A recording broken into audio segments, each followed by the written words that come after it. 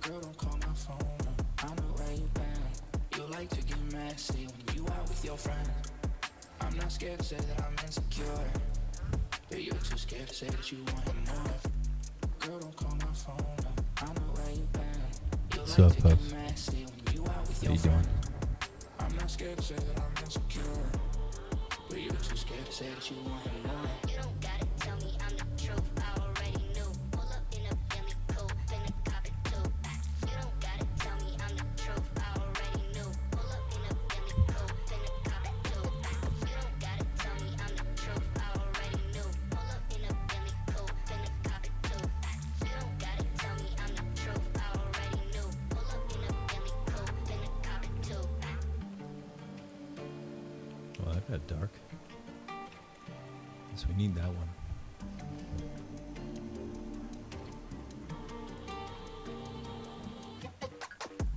Girl, don't call my phone. I know where you been. You like to get messy when you out with your friends.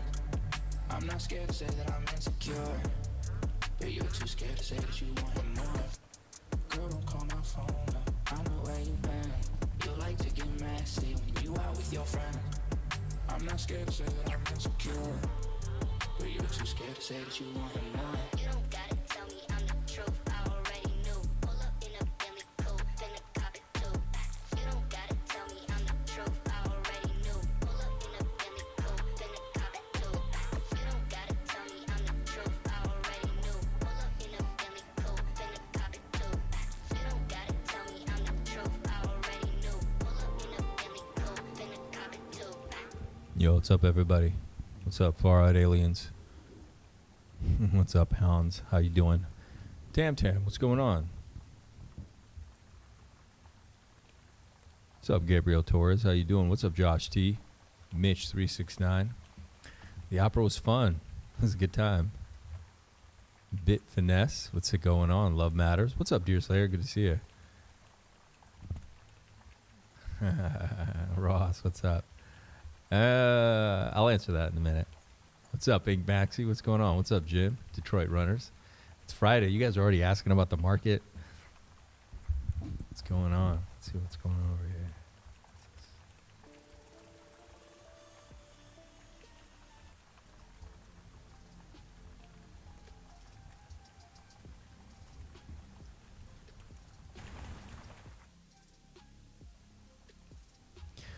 What's up, T.S. Pedro? This is Tam Tams. Is Tam Tam still here? I don't know what this is about, but I don't know if this is real or AI or somebody actually made a picture of her at McDonald's with fries. Would you like fries with your Hex steak, sir? How's the date? It was fun, man. I had a good time, but like I was literally on my phone half the time because like the market was going nuts. But it was cool because actually the opera it was cool. It wasn't like as good as the last one. Like the music was amazing, the vocals were amazing, the conductor was amazing, but literally the fucking sets, the lighting and the directing I thought was like not good at all. Like I don't know, it was weird. It was just too I think I could have done better. But the singing was fucking amazing. Like, I mean, they were really good. I think it was the directing. I just don't think they had a good director. The wardrobe sucked. Wardrobe was so bad. It was like literally like looked like a dress rehearsal. Like people, they dressed like, you know, when like sometimes, I don't know why they do this. Like the last opera I saw was not like this at all. But like wardrobe's a big part of it, you know, and they were just wearing like clothes you could get at Zara or some shit or like, you know, like regular, and it just takes so much out of it. Like you shouldn't try to modernize. If you're going to modernize opera, you got to do what like Leonardo DiCaprio did in Romeo and Juliet. Have you seen that from like 2000, like 20 years ago? It's really old. That was cool. That's like hyper. You still have to stylize operas. A opera's extraordinarily stylized medium. It's not, you know, the local open mic night. Like it's an extraordinarily stylized, exaggerated form of art. And everything needs to complement that. Like it is over the top. It's fucking opera. So you can't, you know, put people in stuff that you could pick up at fucking the mall. Like you need wardrobe, you need proper shit. You need to get stuff made. It needs to be over the top, you know. And if you do modernize it, you have to do like what they did with Romeo and Juliet. If you guys have seen that movie, they did an amazing job. Like they went hyper stylized, right? And these people it just seemed lazy, like the most worst wardrobe I've ever seen in a theater opera production ever. So that was sad, to be honest, because it was fucking Figaro and like the music was amazing. But it was a lot of fun. It was packed. God, it was fucking packed. It was crazy how many people were there. Jeez. It was interesting. There was a lot of groups of, you guys would have loved it, of just single ladies in like big groups dressed up really nice. Yeah, they were having, it was fun. It was a good time. It's a good show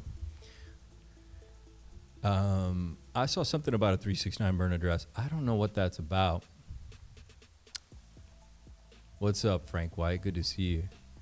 Let's see what else is going on. So Tam Tams have an art commission for McDonald's. So Benjamin Netanyahu spoke at the UN. I spoke to my friend. He called. He said they can't get around New York City at all. Everything's just, every other road is blocked. So there were protesters outside, and you can see what the General Assembly at the UN did. They just literally stood up and walked out. In the crowd there that was motivated. Order in the hall. And he will take the speech. We will listen to it here, and we'll have analysis for you on the other side.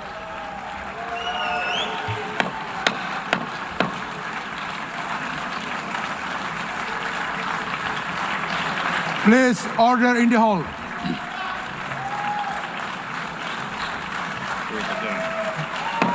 Are they walking out, or are they just? Please, order in the hall. Out, right there.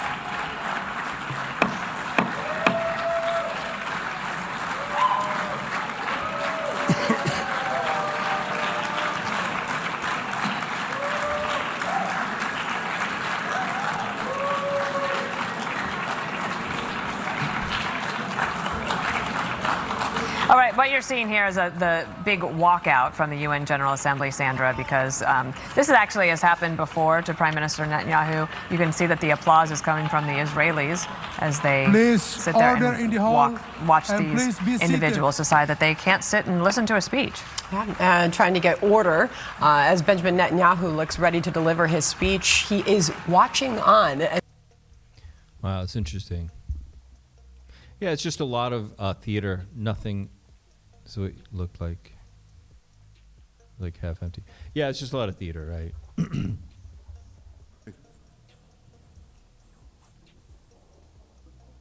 Half the Houthi leadership in Yemen, gone.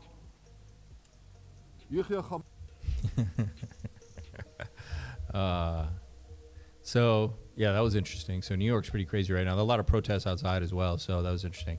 But I think even bigger news was the fact that today, officially, which was coming anyway, if you guys are in Canada, North America, UK, or Australia, you are well warned what's coming, right? And there's a lot of other things coming down the pipeline as well. So let's listen to what Mr. Starmer had to say here. And that is why today I am announcing this government will make a new free of charge digital ID mandatory for the right to work by the end of this Parliament. Let me spell that out. You will not be able to work in the United Kingdom if you do not have digital ID. It's as simple as that. Because decent, pragmatic, fair-minded people, they want us to tackle the issues that they see around them. And of course, the truth is, we won't solve our problems if we don't also take on the root causes, looking upstream to tackle poverty, conflict. And that is why today... Yep. Brit card invalid, says James. Shared information on social media. Account frozen. Yeah, it's kind of scary, to be honest. You know.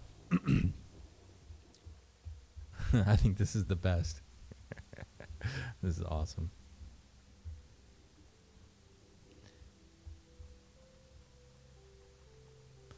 Frogs are being boiled alive, man. I don't know how some of you guys are not taking hardcore action to relocate yourselves. That is shocking to me. But I actually understand because some of you guys have family in these places. So, but it's much better the audio now. Thank you. Much better the audio. It's even defined what digital IDs is. Yeah, we're gonna watch another clip here in a second. It's very funny. I'm gonna save this picture. This is hilarious. Frogs are being boiled alive. Comparing, remember, Stalin and Starmer were just puppets. They're not puppets, they're servants. I want you guys to think of it. I'm not going to go down into this deep rabbit hole at all on this news show. We got a lot to cover, but just think of these people as servants. They are servants of the elite class, okay? That's all they are. They're servants. They're not the ones making any of the decisions at all. They have no influence whatsoever. They're just given a really great life and a lot of power and fame in a lot of ways, but they are simply servants, and they are disposed of if they make mistakes or are not needed. That's why a lot of politicians act the way they do. It's not that it makes sense. It's they got literally a gun on the back of their heads in some senses, right? So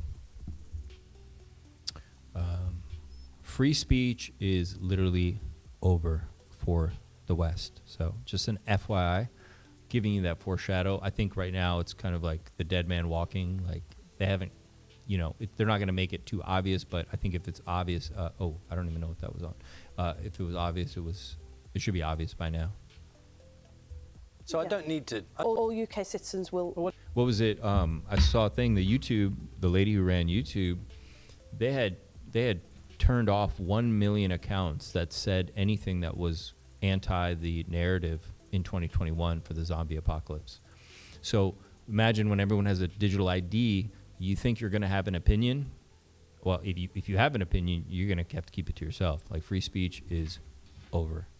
And it won't be over in the sense like they'll kill you. It's just the incentive structures are going to pretty much make it very clear to you that you better not speak an opinion that the party does not like. So we're going to have a one-party system very quick in most of the Western countries.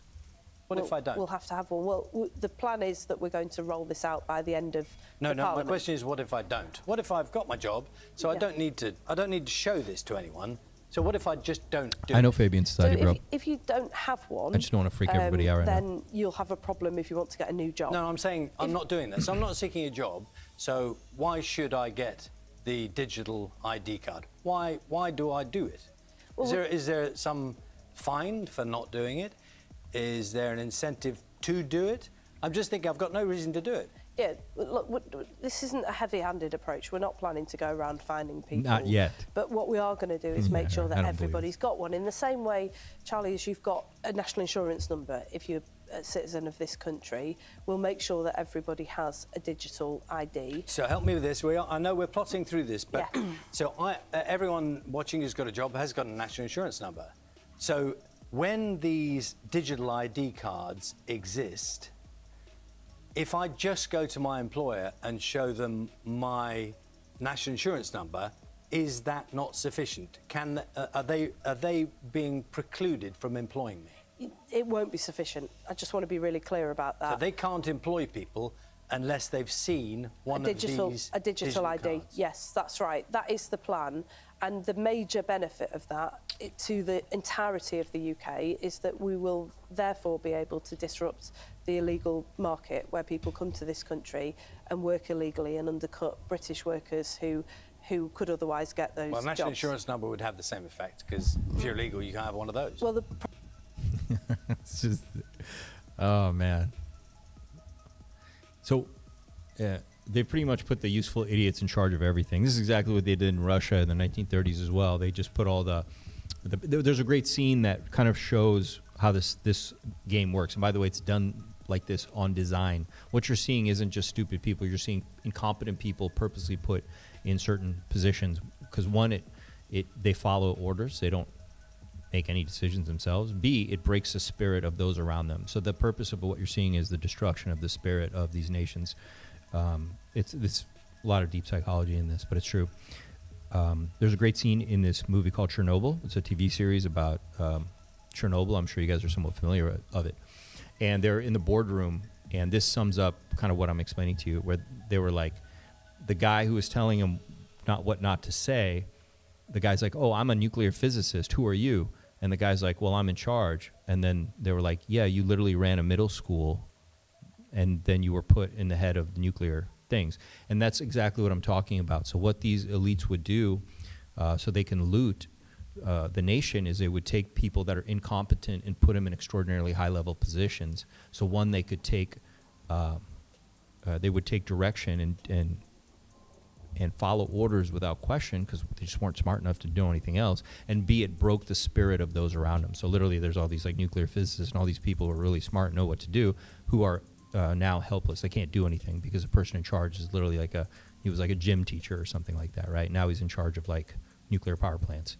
And that's pretty much what you see happening. So these people that are being put all over the U.S., and you saw recently with the girl that was killed on the train, and the judge in Chicago wasn't even a real attorney or something like that, right? So it's already happening, and it's just a repeat of this system because it works. It's very effective. Great taking a few months off. She's adding multi-syllable. Yeah, problem, reaction, solution, exactly. Closing millions of bank accounts, game over. Everyone, I told you guys, I'm the one who said none of those Asian routes are going to work out. I told you guys. Thailand is a great escape. Thinking they may closing millions of bank accounts, game over. Yeah, you can't. They know, look, man, the elites know a lot of these places, they know what you're doing. And some of these places, they don't have fidelity to you. Like, I don't know what the word is. Like, you know, like these are Asian cultures. They're not going to care about you, you know, like, you know, you that came to that country because you liked cheap food and cheap women and cheap whatever, right? They're not going to have sympathy. So if there's some invested interest for them to like take your money and close your accounts, they're going to do it. Could you kind enough to implement the code on my forum? It's illegal. Tony, what is this for? Let's see what else put in. Digital ID. Yeah. They created just an incredible level of chaos all through Western Europe with this immigration. And it was just a matter of time before they came up with this solution for it. Look, I'm by no means in a perfect place where I am, but I did a tremendous amount of research before I came to where I am. So we're not dealing with any of these issues right now. I'm sure it could, you know, I'll come here eventually, but it's very safe, and there's no illegal migration where I am. So let's see. It's straight out of a frickin'. Listen up. They just pulled a move that feels like it's straight out of a frickin' war movie. Defense. Oh, okay, we'll get to that too. Yeah, so The plan is. Yeah, this is pretty crazy with these digital IDs. Now, I think for a little bit it'll be fine, but it's obvious it's going to create a type of prison without a doubt. Okay, there's just no other way around it. This is where it's leading, a type of digital prison that you don't even realize you're in until it's too late.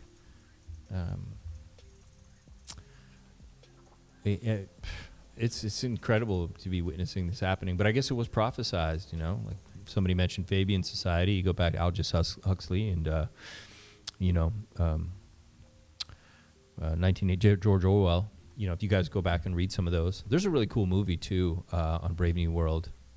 That was kind of made like an independent film. It's actually pretty cool though. I think it's on YouTube is where I've seen it. It's like split up in a bunch of episodes. But it's an amazing book, and George Orwell's book 1984 amazing too, right?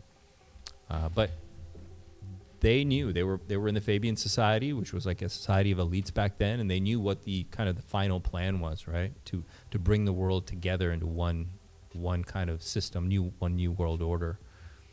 It's pretty much a story of Star Wars. You know, you go to Star Wars, and what is it? It's this empire that's trying to like co-opt the whole entire universe under their rule, and then these Jedis are like these free people who are like, no, we want to live as free people. George Lucas was a genius. He understood that this would be the battle that would be upon humanity coming, we'd have to fight, you know. But it's interesting too. In George Lucas, he also had the insight to make the drones, right? Like the stormtroopers, who I guess they were making them themselves. They were clones, right? Because this is what the AI is going to do. They're just going to start making their own, you know, people eventually, so that they just make their own slaves. which is what they want for us anyways, obviously. As I've said before, and maybe I'll do a deep dive into this, that India is not the past. India is the future. India is the ultimate setup for the elites, a system like that, where people will literally eat, weeds, like anything. They'll eat anything. And you're extraordinarily have a small footprint or whatever. So this is crazy times. This is crazy. So another news though, we've got apparently at Quantico there was a big meeting of generals that just happened. So I don't know what's escalating, but here, let's listen to what this guy has to say about it. Listen up. They just pulled a move that feels like it's straight out of a freaking war movie.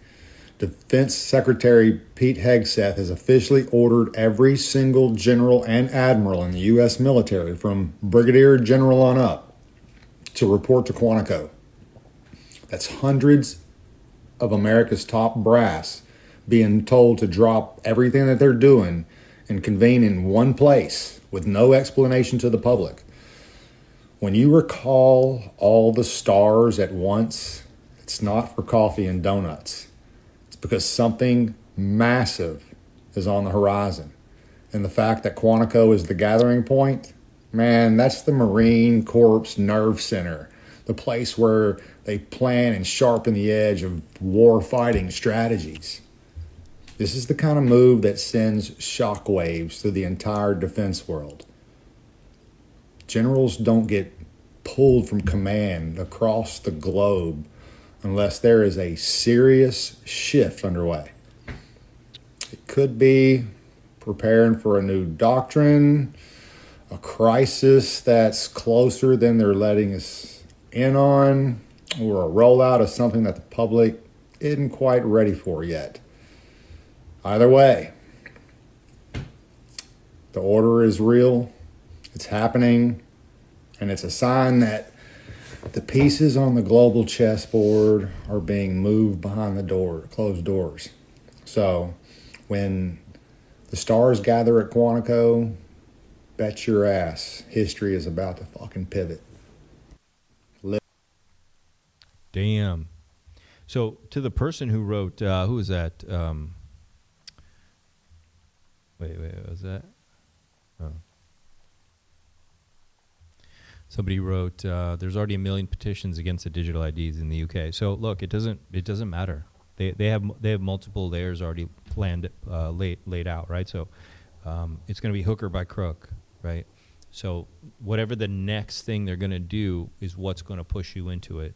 And possibly they'll incentivize it by saying, okay, well, like I'm going to give you an example. And like, I don't know if this is going to happen, but I'll give you an example, okay? And by the way, just smash the like button if you guys are out there, and subscribe to the channel if you're not subscribed already, so that I can stream more and bring you guys some more great content. And what's up out there, everybody in X? We see you guys out there. So let's just say that I was them. One thing I could do is I could cause, because I really believe that they're behind everything. I don't believe that there's actually like, I really, and this is my belief, I just don't believe genuinely that there's real terrorists, or organized terrorists. I believe that the world is actually a lot of chaos, and smart cultures and civilizations move people from chaos to order, okay? So wherever there's a civilization, there's order, okay? And anything that is not of that order is more like chaos, okay? So that would be a lot of the, kind of like, maybe the Antifa people. They're just chaotic. They're not really that organized as you might think. It's more chaotic than you realize. And whenever you see actual organized terrorist groups, I really believe that those are just separate black op arms of certain governments. I just genuinely believe this. I'm not going to specify who or what, but all of them to me. There's no exception for me. Okay, they all are. And anything that's not is just chaotic. There's just too much chaos, okay? Because order is very hard to replicate. That's why when a civilization collapses, or why, like, let's say Rome fell apart, toilets vanished for a long time or something. Like, when you lose order, it's huge. You don't want to ever lose order. Order's a big one. And most everyone that's not in a civilization is just in chaos. And trust me, they don't have the willpower to create terrorist groups. Those are all government agencies doing that, different governments for different purposes. And this has been done since the dawn of time. This is not, and this is what I believe, 100%. There's no such thing as what we call, like, I'm not going to say him, but whatever. There was that guy who, like, used to work for one of the terror organizations, and now he's, like, you know, in the UN or meeting with Zelensky or whatever it was, right? Like, you know, those groups are created by governments. They're not real rogue terrorist groups. There's no such thing. I just really don't believe it. And, yeah, Turk Montana, exactly. Like, I don't know exactly who, you know, the person was for.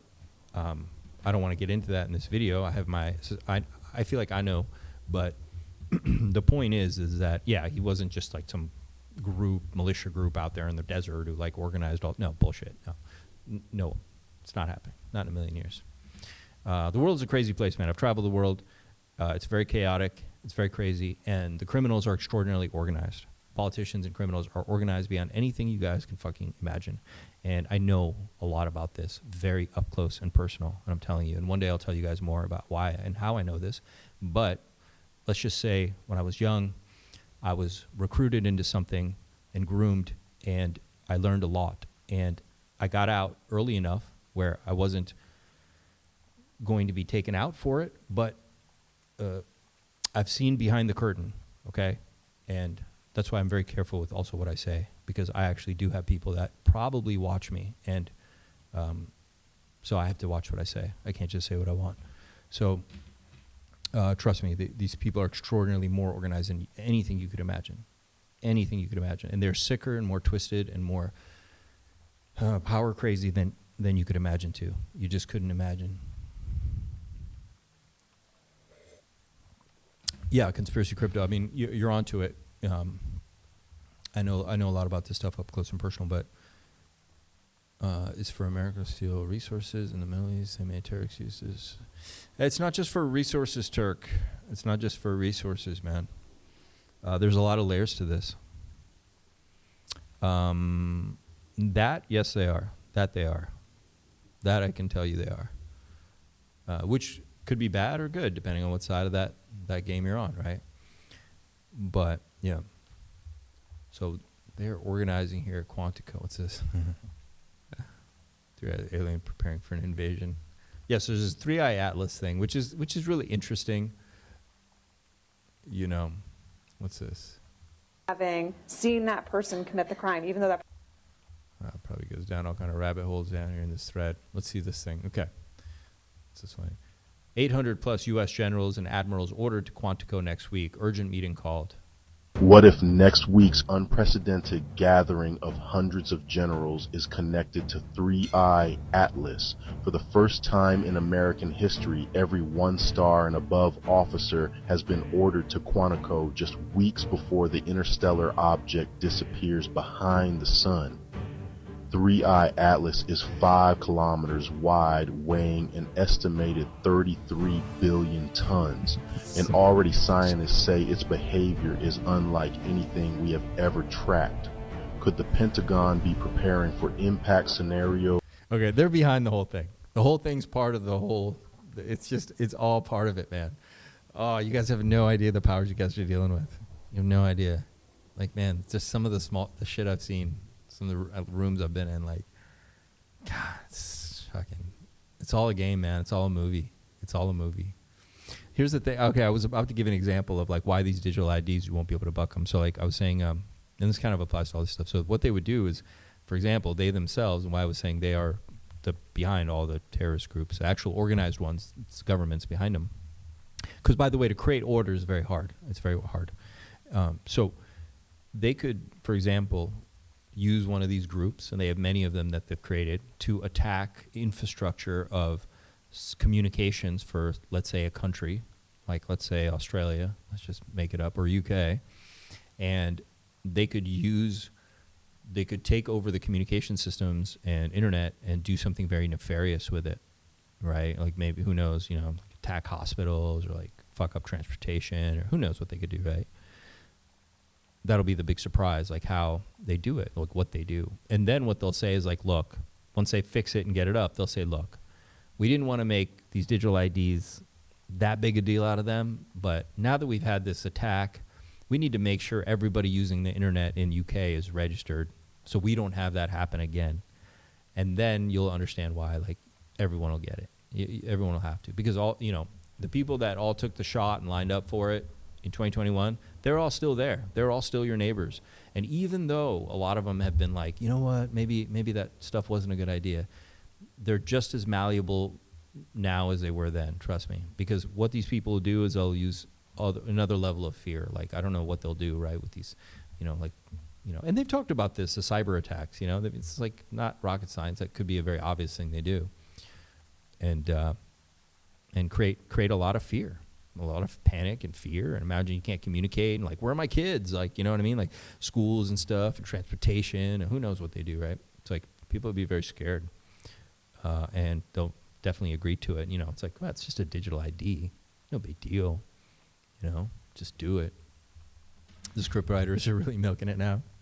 They've already written all this stuff. Let me tell you the truth about Palace. They all want the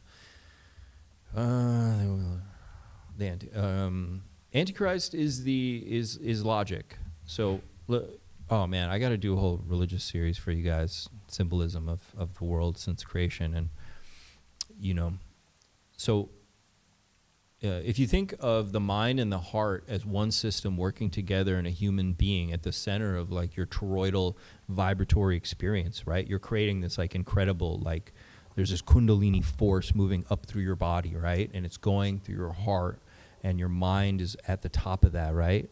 The third eye being up here. But actually the heart is the most important part. You know, it is the pump for the whole thing. And this sphere, this Merkaba around you can be felt. Like people who are sensitive can see it and feel it, and it has an effect in the universe. And what's really interesting is the heart and the mind both have very important roles in this process. But there has to be a balance between the two. And Christ consciousness they're actually at like odds with each other, actually. Do you understand? They actually are kind of at odds, okay, in some ways. The heart, though, is the center of your soul, okay? And it is where Christ consciousness, the concept of it, because I believe everything's frequency and vibration, so I'm not really concerned with your interpretation of the history of the Bible. What I'm telling you is the consciousness, the idea behind it, comes from the heart, okay? And logic comes from the mind, okay? And when we go all logic, when we go all head, we go anti the heart. And if you go too heart, you go anti-logic. So anti-Christ is anti-heart. And heart is where your humanity comes from. Okay? Heart is where your humanity comes from. Okay? And so the Antichrist is just simply anti-human. It's anti-humanity. Okay? So the AI is all logic. It's all it doesn't have a heart. It doesn't. So where that will go, the problem with logic is that you can justify anything with logic. Let me just walk you through. Can I walk you through an equation? Let's say I say, look, here's a society. I've got 10% homeless people, and 90% are doing fine. They seem to be able to pay rent and at least have some kind of apartment. Should we see if we can set up programs to rehabilitate some of these people? Maybe we can rehabilitate 3, 4, or 5% of them. We might not get everybody, but then logic would say, well, that would be a waste of resources. Let's not do that. As a matter of fact, this 10% is kind of a drain on society. Let's just take them out of society. No, you know what? Let's just get rid of them. And I can use logic to rationalize that. Does that make sense? Now, you may say that, well, there's morality and there's this and that. And it's like, oh, really? Oh, you're bringing in the heart now, right? So who's to say that a being that's all logic has any heart? Okay? So with logic, you can rationalize anything, man. You know, that's what we do with our minds all the time, with the dumb shit we do, rationalizing ourselves. But your heart knows. Your heart knows right and wrong, and heart knows how to be a human, because you can use your heart. An animal still has to go off instincts. It's still more logical than you, but you don't have to. You can say, you know what, I know that trying to rehabilitate this group is going to be a bit of a drain, but I'm a human, and there may be a few people in there that might be able to be saved, and that's worth it. That's human. That's humanity. That's Christ consciousness. Okay, that's not logical. That's a waste of resources. So logic, the scary thing with logic, and if we go into the anti-heart, anti-Christ, we're going all logic, this being will eventually rationalize, who knows, inflicting pain, killing people. Who knows what it would do? We don't know, but it's not going to be good. It's not going to be good, because we know that, you know, a good life is from the balance of the two, or if anything, maybe even being more in the heart. That's what I believe. Josh, is a copy why follow when you can follow the original? Jesus, the original was. Josh, I have no idea what you're talking about, but I've heard this stuff before from Nuttiness. Modern music doesn't have a heart. The frequency changed, but they up-regulated the frequency a little bit higher. That's true. The glorious connecting. Speak about the cosmic superimposition as above so below. We need to heal the body to experience this connection. Yeah, healing yourself is really important. Trauma does cut you off from your heart, of course. Puts you more in your head. Turk, Montana. That's why healing and is a huge part. Is so important. Pineal gland, ajna chakra. There's a way to tap in and train my third eye for years. Open your mind up. Do you believe in God? It will open your mind up. Yes, I believe there's a consciousness through all things that some people call God. And from it is where grace has come from. Grace comes from the concept of grace. Neighbors, most of my family took it, and they demonized me for not taking it. Yeah, I got demonized from family, all kind of people. CK, look up the CK PSYOP. I don't know what that is. 100% CK. That's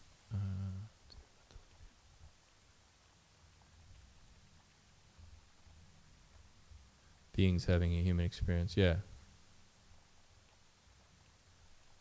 Love the stream, man. Good stuff. Ash, what's up, man? Good to see you. Josh, Ink Maxi, thanks for jumping in, man. Really appreciate that. We have a self-regulation system in the body that we are not told about. It helps us resolve trauma and understand that we are spiritual beings having a human experience. Yeah, 100%. Depends on your level of trauma. You probably need help with it, though. A lot of people, you know, it depends. I had to get help. I come from a very abusive childhood. I've been through a lot of therapy and trauma, and I was scooped up in like a organization that was trying to mold me into something like almost MK Ultra shit.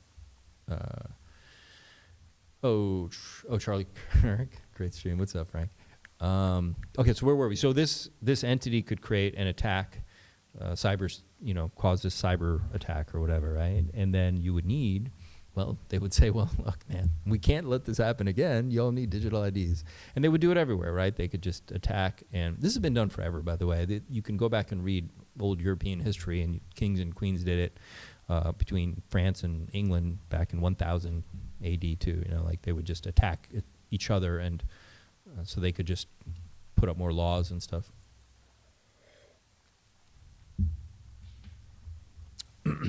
What about the prophets before our time, Moses, Noah, Jesus, Muhammad? Or do you think religion and the whole concept was created by men to control people as there was laws back in time? I think that religion sprout up around great thinkers and great people, okay? So for example, and I'm going to speak the way I am because I speak like this for a reason, and I hope it makes sense. So if an idea comes up about, let's say, this person, Jesus Christ, it's there for a reason, okay? Because that mythology does something. It does something to the psyche of people, okay? Now, what religions follow after it and around it and in the years following, well, man, that's nothing to do with the concept of Jesus Christ. I hope that makes sense, what I just said. The concept of Jesus Christ. Now, was he a real person? Blah, blah, blah, all this stuff. It doesn't matter to me because I know the nature of reality. When you know the nature of reality, you understand that history, as you call it history, is part of logic, and it doesn't matter, okay? It has no matter for this. It has no bearing on this, okay? So, for example, I'm going to give you another weird example. So, imagine you have George Lucas. We used Star Wars, so I brought it up earlier. Let's use it again. So, he had this movie, Star Wars, right? And it was about the Empire, and he wanted to, like, bring all these groups together, and the Jedis were fighting for freedom, blah, blah, blah. Well, you know, if look at what Disney has made now. Is it a corruption of his original idea? Okay, I mean, I think it's terrible what Disney does, but it doesn't change his original idea and what it was. Okay, does that make sense? So you can't look at religions and be like, well, Christ is stupid. It's like, dude, like, he's not responsible for stuff that pops up, hundreds of years after, these concepts, right? And these concepts, this idea of this figure, of this being, could have comes up maybe all throughout history, maybe, and then it goes away, and then it gets brought back, and goes away and gets brought back, because there's a frequency encoded in this mythology. Because I truly believe that words are spells, and they have a vibratory component to them. They vibrate, and when you read them, when you understand them, when they go in your psyche, they vibrate, and they have a resonant frequency. Okay, I believe in this. There's a resonant frequency, and it tunes you. It tunes you like a fucking instrument. All right. And there are better tunings and there are worse tunings that you can have, okay? Just like a high-performance motorcycle tuned like shit will ride like shit, and so will you if you're tuned in, like, just not well. You can be tuned badly. And some of these, let's say, concepts, I'll call them, because I can't give credit to religions. I don't know, how connected they are to the original source. But they are designed to tune you to the highest frequency they could at the time. There were all these strategies they were deploying to do that. And that's what I believe one of the purposes of, let's say, the concept of Jesus Christ or calling yourself a Christian does, is it helps tune you a certain way. Now, whether you want that or not, that's up to you, man. Or if you want to live in a society tuned to that or not, that's a whole nother thing. But, yeah. Hopefully I made some sense with the way I think and see these concepts. Conspiracy crypto. Yeah. So by hook or by crook, they're going to get these things passed because they're going to figure out ways to manipulate, to accept them. Like, they're going to cause more problems and then have more solutions popping up, right? It's going to be really interesting. But with this thing, these generals, when you hear, like, this thing is, what do they say, 33 miles across, or what do they say? Scientists say its behavior is Masonic. unlike anything It's we Masonic. have ever tracked. Could the Pentagon be preparing for impact scenarios, new defense strategies, or simply wargaming the unknown? History shows that generals usually meet in small groups, not in mass recalls like this. That is why many believe this rare order might be linked to cosmic threats we are not being told about. With only a few weeks before 3i Atlas goes dark behind the sun, the timing feels too perfect or too alarming to ignore. What do you think this meeting is really about? What if net-wide, weighing an estimated 33 billion... 33 billion tons. Come on, guys. It doesn't get more Masonic than that. They made this thing up. I don't know how they've done it, or if they've just made up the data, or how this works, in terms of creating this thing. But Von Braun, yeah, that's true. Von Braun. I remember reading about Von Braun. He did say many years ago. He said they would come up with a fake asteroid threat. We're right on schedule. Yeah, this is going to be interesting. What was it? When we were young men in the military, your father and I were recruited for a project. They told us it was biological warfare, a virus. What killed those men? What killed them, I won't even write about. We have no context for what killed those men, or any appreciation of the scale at which it'll be unleashed in the future. A plague? A plague to end all plagues, Agent Mulder. A silent weapon for a quiet war. The systematic release of an indiscriminate organism for which the men who will bring it on still have no cure. They've been working on this for 50 years. While the rest of the world have been fighting gooks and commies, these men have been secretly negotiating a planned Armageddon. Negotiating with whom? I think you know. The timetable has been set. Agent Scully. Jesus is returning on the mothership. You think we'll see the return of the Messiah in our time and witness the Antichrist? 100% we're going to witness the Antichrist. 100%. 100%. I mean, I think it goes online in 2027, 2028. Whether we'll know it or not, I don't know. But Time in American history, every 1 star and above off. yeah, I think it's coming because I think the singularity. I think the singularity's here. I've been forecasting 2027 would be the year. I think it is going to be the year 2027. I think we kick off an epic bull run like broad base, like we've never seen in the history of mankind, is going to happen in 2027, 2028. I've been saying this for like 2 years because that is a cycle, which is 7 years from 2021. It's 2028. That is going to be the next broad base where literally everything you throw a nickel at is going to go up. Like everything is just going to go up. Absolutely crazy because of inflation and printing and all that stuff. And I think the Antichrist will be there and we'll know it. But maybe it won't be obvious then. But I think by 2027 it'll be there. I do.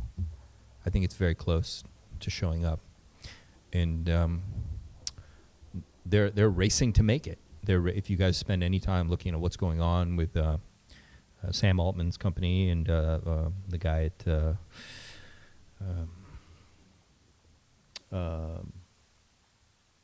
what's that other company out there in Silicon Valley? The big one, actually the biggest one, bigger than Tesla, bigger than Sam Altman, his company. I mean, they're all racing. They're gonna make it. They're gonna have it soon. Rich before the world ends. Yeah, we got to get. Yeah, we want to do well. We got to. Let's see. Let's listen to this. So, Prime Minister of Denmark addressed his nation on recent events. Does not know what the UFOs invading the country are. So I don't know what's happening in Scandinavia. Like, it's just like, it seems like a total shit show up there. Like the last 5 years, there's just been a complete shit show going on. Let's see what this person. They're talking about there were some kind of alien drones that are attacking airplanes. So let's see what's.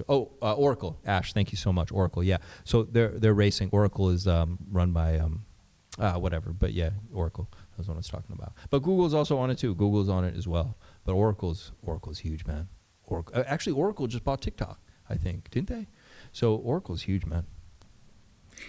And they're like under the radar. A lot of people don't think of Oracle. They always think of just like, oh, Facebook and Google. But I think Oracle's like the big one. It's even called Oracle. So, Lord of the Rings nailed this. By the way, if you guys want, come to the Telegram. Tell me. I'll do literally a 2-3 hour video on just symbolism and like, well, I'll go deep into this stuff. But Lord of the Rings, the guy who wrote it, Tolkien, he understood all these things I'm talking about. Okay, he understood. That's why they showed them crossing and going into that world where the one-eyed thing, you know what I mean, Sauron or whatever it was. Yeah, that's the logos. Okay, in the Matrix, he goes to it too. What does Neo go to? Neo's the heart. Okay, why? Because the heart requires faith. He believes. Faith. A machine doesn't believe. A machine doesn't have faith. Only a human has faith. Okay, that's the Christ within you. Okay, and he goes where? To the machine, to the center, to the logos, the center of it, right? So very similar on Lord of the Rings. He shows it very, very clear. We can actually watch it sometime. I'll break down all the symbolism and stuff. It's pretty cool stuff. All right, let's listen to what's going on. Her alle. Danmark har i de seneste dage været udsat for hybridangreb. Droner er set flere steder ved kritisk infrastruktur, militært og civilt. Det er angreb, som vi må forvente, der kan komme flere af. Og det er angreb, som har vist sårbarheder. Og det er angreb, der har til formål at skabe utryghed og splittelse. Det er angreb, der skal ryste os som mennesker og som samfund. Jeg forstår godt. See, you have duality. You have two eyes. You have a heart. I'm breaking this into some other things, but you have duality. A machine doesn't. A machine has one. It's logos. It's pure logic. It is anti-Christ. It is anti-heart. Okay? It is full logos, right? That's why I stay away even from people that are too logical. Like I mean, I've read all the books too. I get it, but I don't want to live from that place because I understand where it leads. Only living from the heart can lead to a great place because that's what we're designed to do. That's what's special about us is our humanity, which comes only from the heart. It does not come from here. It comes from here. Okay? That's why you want to live from here, not from here. You use your brain. You need your brain. It's important. But what makes us special is when we can live from here. And that's what Christ consciousness was about and what the story was about why Jesus Christ has to be destroyed. The powers of the world are hell-bent on destroying one religion. It's the one that comes from the heart. Because, see, Islam comes from the mind. It's all about subjugation and all these rules. There's no heart concept, all right? That was a Christian idea, that we have these hearts. We're like, I'm not going to get into it, but the point is, like, that's why they want to snuff it out, because they want to move us to the anti-heart world, which is the all logos world, the logic world, which is AI, the machine, the one eye. There's no duality. It's one eye. The pyramid, it's one eye. There's no duality. Anyway. At situationen rejser mange spørgsmål. Hvorfor er dronerne ikke blevet skudt ned, og hvorfor blev de ikke opdaget tidligere? Yeah, a good balance. Og der kommer et tidspunkt, hvor vi må kigge tilbage i de seneste dages hændelser og lære af dem. Men her og nu har vi som regering og myndigheder en alt overskyggende opgave, og det er at passe på Danmark. Og gøre os i stand til bedre at imødegå de hybride angreb så hurtigt som muligt. Og hvor er vi nu? For det første så har myndighederne hævet beredskabet, og de forbereder sig på forskellige scenarier.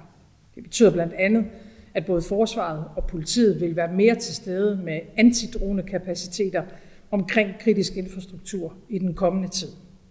Samtidig er myndighederne i tæt kontakt med vores allierede med henblik på hurtigt at styrke vores egne danske kapaciteter til at kunne opdage og til at kunne nedkæmpe droner. For det andet så har myndighederne mandat til, at fjendtlige droner kan tages ned.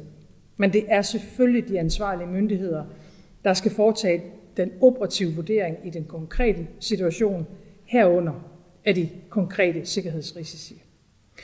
Og for det tredje så har jeg over de seneste dage været i kontakt med en række af mine europæiske kolleger. Jeg har talt med den tyske kansler, den britiske premierminister, statsministerne i vores nabolande, Sverige og Norge, og med den finske præsident. Ligesom jeg har været i tæt dialog med NATO's generalsekretær, og vi er nu fra dansk side i tæt dialog med NATO-allierede om, hvordan de i den aktuelle situation kan bistå Danmark, så vi kan beskytte og forsvare vores luftrum. De hybride angreb har ikke kun ramt Danmark. Der har for nyligt også været hændelser i både Polen, Estland og Rumænien. Hybridkrig er ikke en krig i sådan traditionel forstand. Hybride angreb skal forvirre os. De skal gøre os usikre. Og det er fra en fej fjende, som ikke tør give sig til kende. Den ene gang, der kan det være droner. En anden gang kan det være cyberangreb. Det kan være det, vi kalder disinformation. Det kan være påvirkning af valghandlinger, konspirationsteorier, man læser på nettet. Men uanset hvilken metode vi kommer til at se, så er formålet det samme. Man ønsker at destabilisere vores samfund, og man ønsker, at vi ikke længere skal have tillid til vores myndigheder. Og alt sammen så understreger de, at sikkerhedstruslen mod Europa er alvorlig, og den er reel. Det er derfor, vi igennem de seneste år har været i gang med en massiv oprustning af vores eget danske forsvar. Det er i øvrigt også derfor, vi bliver ved med at støtte Ukraine, som jeg tror kan hjælpe os i den her situation. Fordi hvis der er nogen, der har forstand på at bekæmpe droner, så er det vores venner i Ukraine, og derfor er vi selvfølgelig også nu i dialog med dem. Jeg er også nødt til at sige, at det tager tid at genoprette dansk forsvar. Det beder jeg ikke om tålmodighed med, fordi den har jeg i virkeligheden ikke selv. Men vi har travlt. Og jeg beder om forståelse for, at selvom vi har det, så kan det trods alt ikke lade sig gøre, hverken fra den ene dag til den anden, eller fra det ene år til det andet. Og jeg er også nødt til at sige, og det her er særligt til nogle af partierne i Folketinget, at målet med hybride angreb, det er ikke kun at teste vores myndigheder eller vores beredskab. Det er som sagt også at se, hvordan... Okay. So, let's just read what's going on. They weren't ordinary drones. They were either otherworldly or underworldly, serious flex by an unknown entity to another unknown entity. I don't think this is about Denmark. All right, so I don't know. Who knows what it was? I think it could even be just a 3-letter agency trying to doing what they do, which I think, look how funny somebody has the Sauron, the eye of Sauron there, the one eye, the logos, right? Let's see, why is this being called an attack? Fraud alert.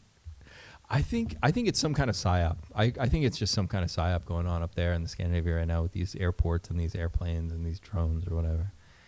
I think they're setting us up. I think they're setting up something. You know what I mean? Like they're about to fucking rug pull us. Like something. I don't know. Hopefully it's at the end of the bull run. Fuck. They're about to do something, man. These people are vicious. Oh man, I don't even want to think about it. Fuck. What are they about to do, right? If you recall the deathbed confession of von Braun, he said after terrorist false flags, they would move on alien false flag ops. Yeah, it's true. Let me look that up, actually.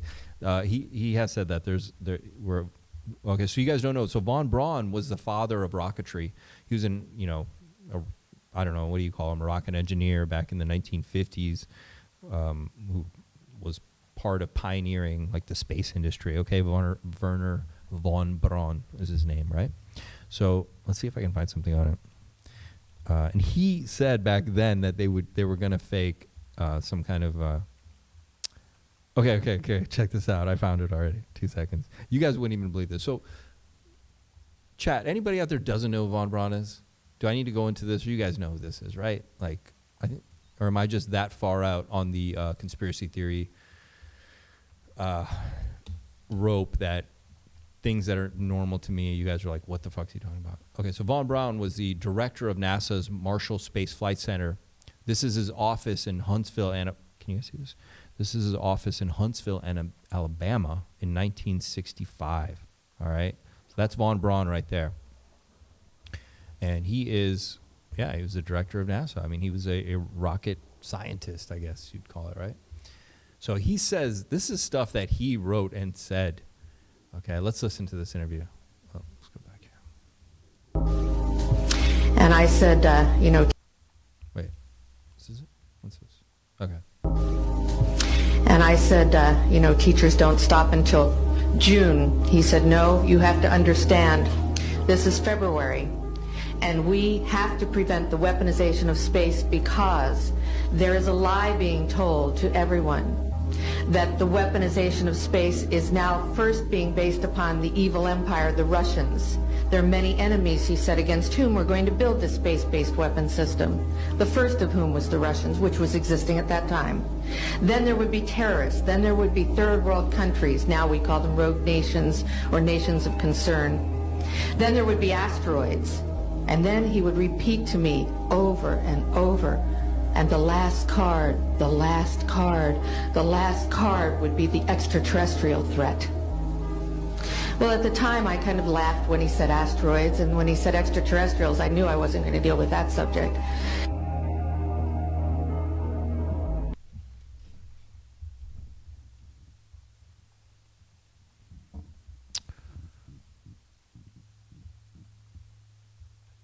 So just so you guys know, so Love Matters said, patriarchy is not good for men and women, and we struggle. It's like, well, you want a balance. And right now, what you're seeing in the West is a matriarchy. We live in a matriarchy. Now, it's not an extreme matriarchy, but it is a, gynocentric culture, right? And then obviously, too much patriarchy is also bad. There's this nice place in the middle where I think things can really flourish and do really well.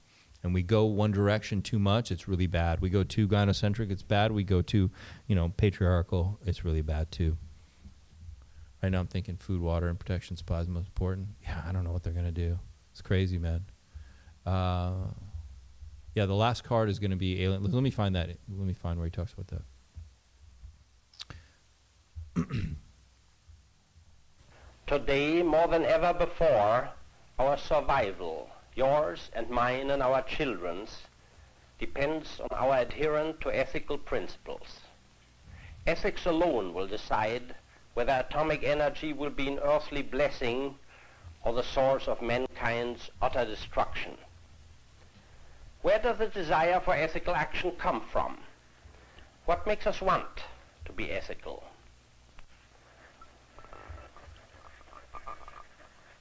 I believe there are two. All right, let me see. I haven't seen. We're not doing a deep dive into Werner Braun right now. I just want to find where he talks about the whole. Let me see here. It's got to be somewhere here. Let's see. Okay. Well, we kind of listen to this. Are going to be considered to be the enemy. In fact, The strategy that Werner von Braun taught me was that first the Russians are going to be considered to be the enemy. In fact, when I met him in '74, they were the enemy, the identified enemy. We were told that they had killer satellites. We were told that they were coming to get us and control us, the dirty commies, that whole story. First, the Russians were the enemy against whom we're going to build space-based weapons. Then terrorists would be identified, and that was soon to follow. Sounds we heard about a lot right. about terrorism. In Russia and terrorists. Then we were going to identify third world country crazies. We now call them nations of concern. Yep. But he said that would be the third enemy against whom we would be needing to build space-based weapons. And the next enemy was asteroids. Now, at this point, he kind of chuckled the first time he said it. Asteroids. Against asteroids, we're going to build space-based weapons. Right. So it was funny then. And the funniest one of all was against what he called aliens, extraterrestrials. That would be the final card. And over and over and over, during the 4 years that I knew him and was giving his speeches for him, he would bring up that last card. And remember, Carol, the last card is the alien card. We're going to have to build space-based weapons against aliens. And all of it, he said, is a lie. Okay, so just so you guys understand, so where are we at now? We've gone through all those phases. We went to Russians, then we went to the terrorists, and then the third world crazies, right? That's been the last 20 years, and guess where we're at now? Asteroids, MI-33, whatever. The 33-ton, conveniently it's 33 tons. Come on, wake up, people. I wish, man, they took out so many people the last 5 years. I wish McAfee was here today.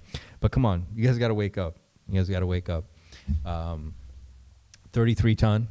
It's conveniently 33 tons. It's on its way over here. Man, and Werner von Braun, he laid this out, man. He laid this out 50 years ago. 50 years ago, he said this would be the order. And then what's coming after the asteroid scare? Aliens. And why would they do aliens? Why? Because, see, once they get us into our enslavement camps, once they I don't know what they're going to do with this asteroid or how they're going to scare us. Maybe they're going to scare us, and who knows? Fuck, I don't know what they're going to do, man. Shit. It's kind of scary, huh? Look what they did with the terrorist thing and the third world crazies and all that stuff, right? And terrorism and all. Like, who knows what they're going to do with this one? So they're going to do something. And then they're obviously got the digital IDs, so they want to keep us somehow like locked in place where we are. And then how do they keep you in line? Well, they're going to tell you there's aliens so that they build space-based weapons. But guess who those weapons will be used on? They'll be used on you, all right? Right now, they're going to point them out to space. They're going to say, look, we need to point these weapons out into space, these big laser guns. And then all of a sudden, they'll be like, you know what? We're going to turn these weapons around because we're having some trouble with you guys. And they're going to be used on us, all right? There's not actually going to be fucking aliens out there coming. There's no fucking, we're not that useful. If there are aliens, they're not traveling through space. They're traveling through multi-dimensions. And if they're coming here, they're sending drones anyway. I don't know what they're not going to waste resources to hurt us. So it's going to be them, all right? It's going to be them, and they're going to build all these weapons so that they can control us. And they're going to point them right at us, just like some what is it, Darth Vader shit, man. Empire Strikes. What is it? The Death Star. Love matters. Why do the police side with domestic servants so it's easier to kick? You guys are getting into like semantics of it. All right, can't wait to see the UFO zombies go crazy. KD, what's up? What's up, everybody? Everybody's here tonight. PTGC is the last card. Release the aliens. Oh man, fake alien invasion. If aliens are here, we can barely leave our planet. How are we a risk to them? Yeah, that's what I'm saying. So it'll be made up, just like this 3-eye atlas is completely fucking made up. I don't know how they made it up. I don't know what is involved in creating the illusion or how they're doing it. Or maybe there is an actual object and they I don't know. I don't know how they do it, but it's conveniently 33 tons. 33 tons. It's not 30 tons, it's not 15, it's not 37, it's 33 tons. It's awesome. If aliens are coming here, we can barely leave our planet. How are we risk to them? So it was interesting too. Starship takes beings to Mars. Oh, look, the Mars project, originally written in German in the late 1940s and later translated in English in 1953, the leader of Mars is referred to as Elon. What the fuck? We're 100% in stimulation at this point. What a shocking coincidence. The Nazi Werner von Braun, responsible for various crimes against humanity. Fucking crazy shit, man. Because it was terrible. All right. So this is real interesting. Maybe we'll have to do a show just in deep dive into Werner von Braun. But this goes into a lot of stuff. This connects to Scientology. This connects to like JPL, Jet Propulsion Laboratories in 1950s and you know, between LA and like was it the Air Force Base down there. There's a lot of really interesting stuff going on with this. Opens up a lot of things. Let's see. All right, let's watch something funny. This one's really funny, actually. You guys want to watch this? The edge. That's actually an airborne. So a plane made it to the edge of the ice wall in Antarctica. So you guys want to see this? Smash the like button. Subscribe to the channel real quick. If aliens are coming here. UFO zombies. Ooh, that would be crazy. All right, let's watch this. And that's the edge. That's actually the edge. It's real. The actual map boundary. We found it. The entire planet ends here. And we're just driving along the edge. Looking down into space. That's awesome. Whoa, and it doesn't even feel real. The stars are so much bigger from here. We're attempting to climb down the map boundary tonight. We need to see what's down there. Greg is going down first. Whoa. What? Nothing. You've got it. Yeah, so Greg got smoked. The rope started falling so fast, and then bro was gone. We're calling it for tonight. Too much risk after Greg. We'll try again tomorrow. We're 2 steps away from falling off the face of the earth.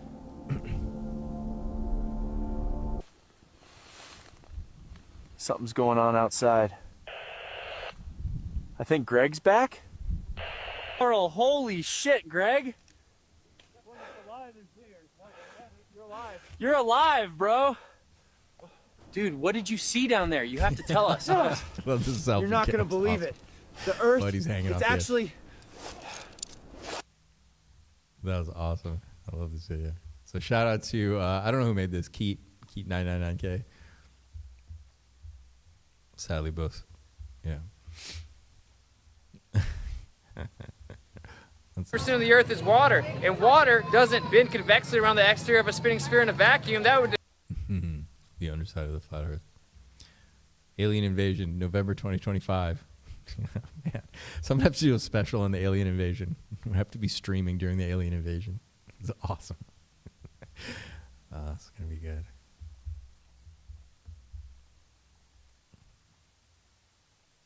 Wow.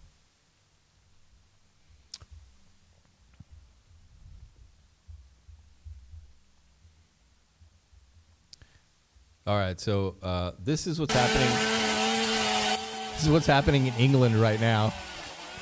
So apparently this person who they're breaking into had posted something online that was unsatisfactory to the government. And yeah, the rest is history, as they say. That's one way to do it. That's why metal doors are better.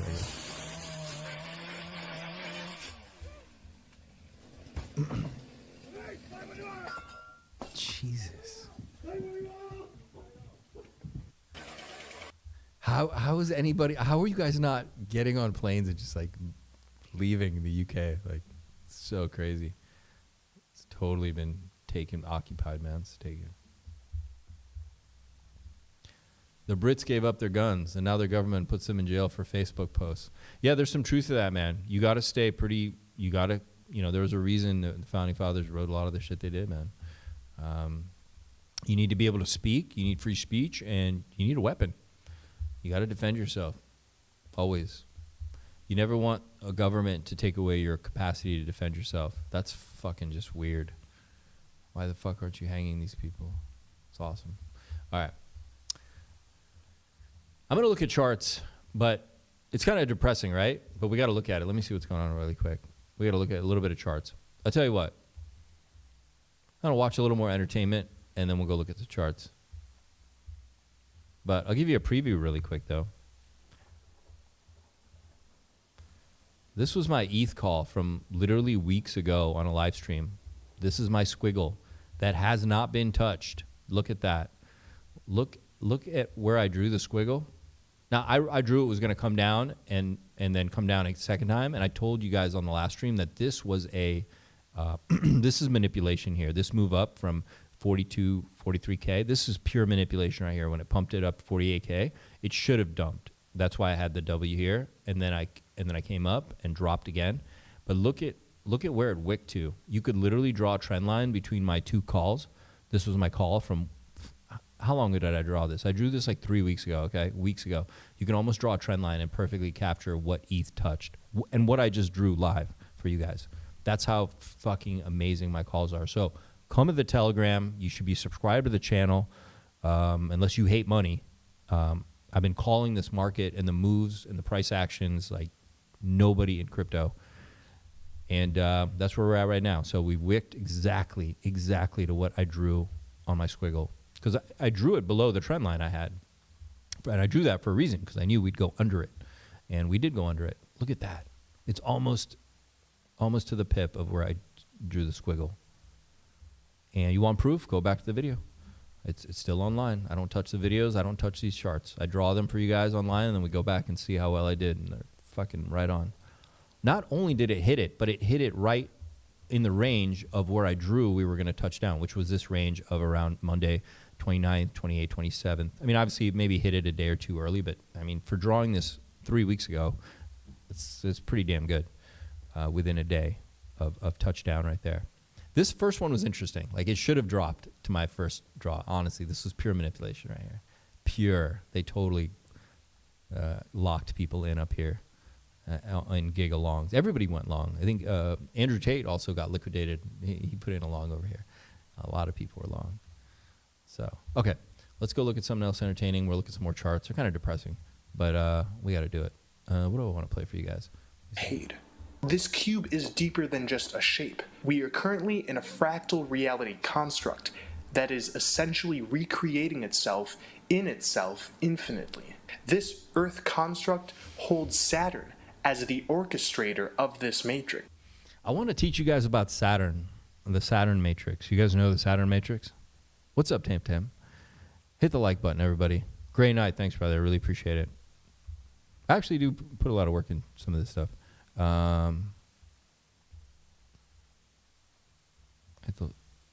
It's good to see you again. I'm retiring for the night. Yeah, Red Bull, man. Thanks for joining the show. We'll see you soon. Let's just do some entertainment. I just need to see some fucking entertainment. We'll do the Saturn Matrix thing another time. This is funny. So somebody made a cartoon, an animation called RoboCop and the Terminator. So shout out to Todd Spence for putting this up. You guys saw this, right? Everybody saw this, right? This is fucking hilarious. I don't know. It's pretty good. Let's watch it. Make it a little bigger.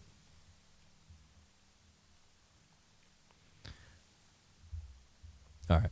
Ready? Enjoy.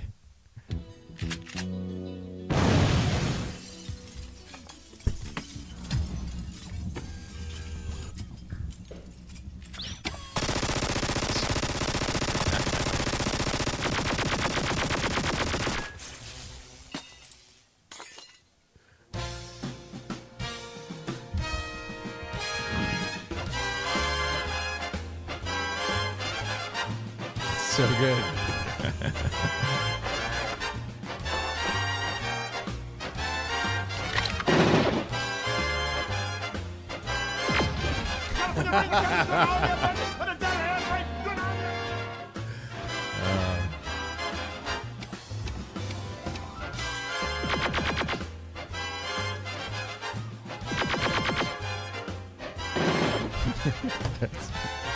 I should give it a warning before I play this.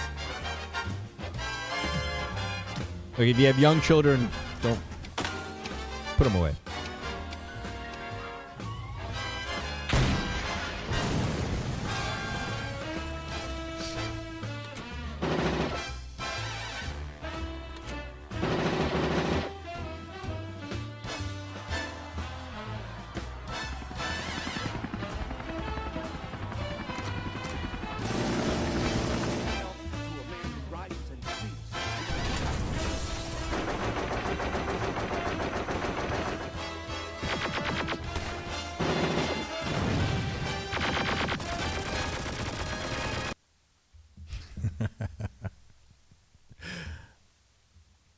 I think it could be a show.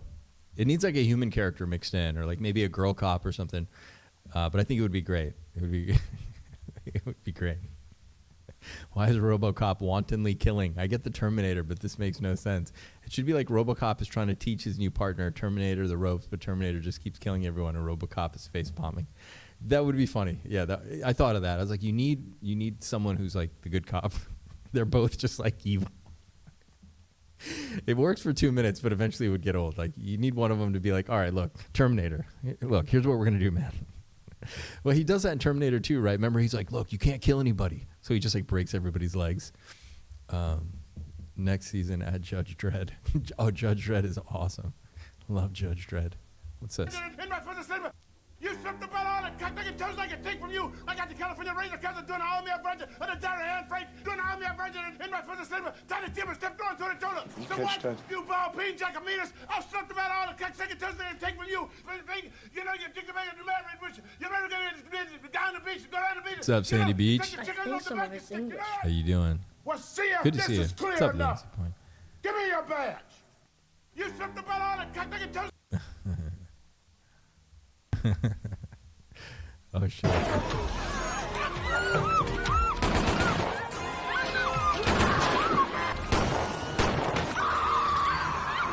What the fuck is this? What the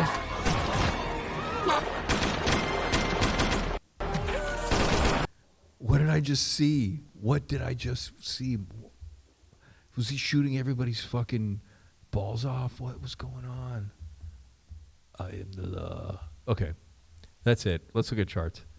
Let's look at a little bit of charts. Just really quick though, you know, I don't know what to tell you guys. Back over here. Yes. So that was my ETH call from 3 weeks ago. So in terms of like panic, like no, I don't feel panic. I obviously drew this because I thought we were coming down here. So we are now where I drew. So what I have drawn next is what I was anticipating was going to happen once we touch these levels. So we've touched this level. And then I was anticipating into October that we would blast off. We'd hit it again. Obviously, just typical, make a nice bullish hammer, take off, blah, blah, blah. So hopefully it's happily ever after, right? Hopefully. And we go up from here. And now, PulseChain should be at SAC price, okay?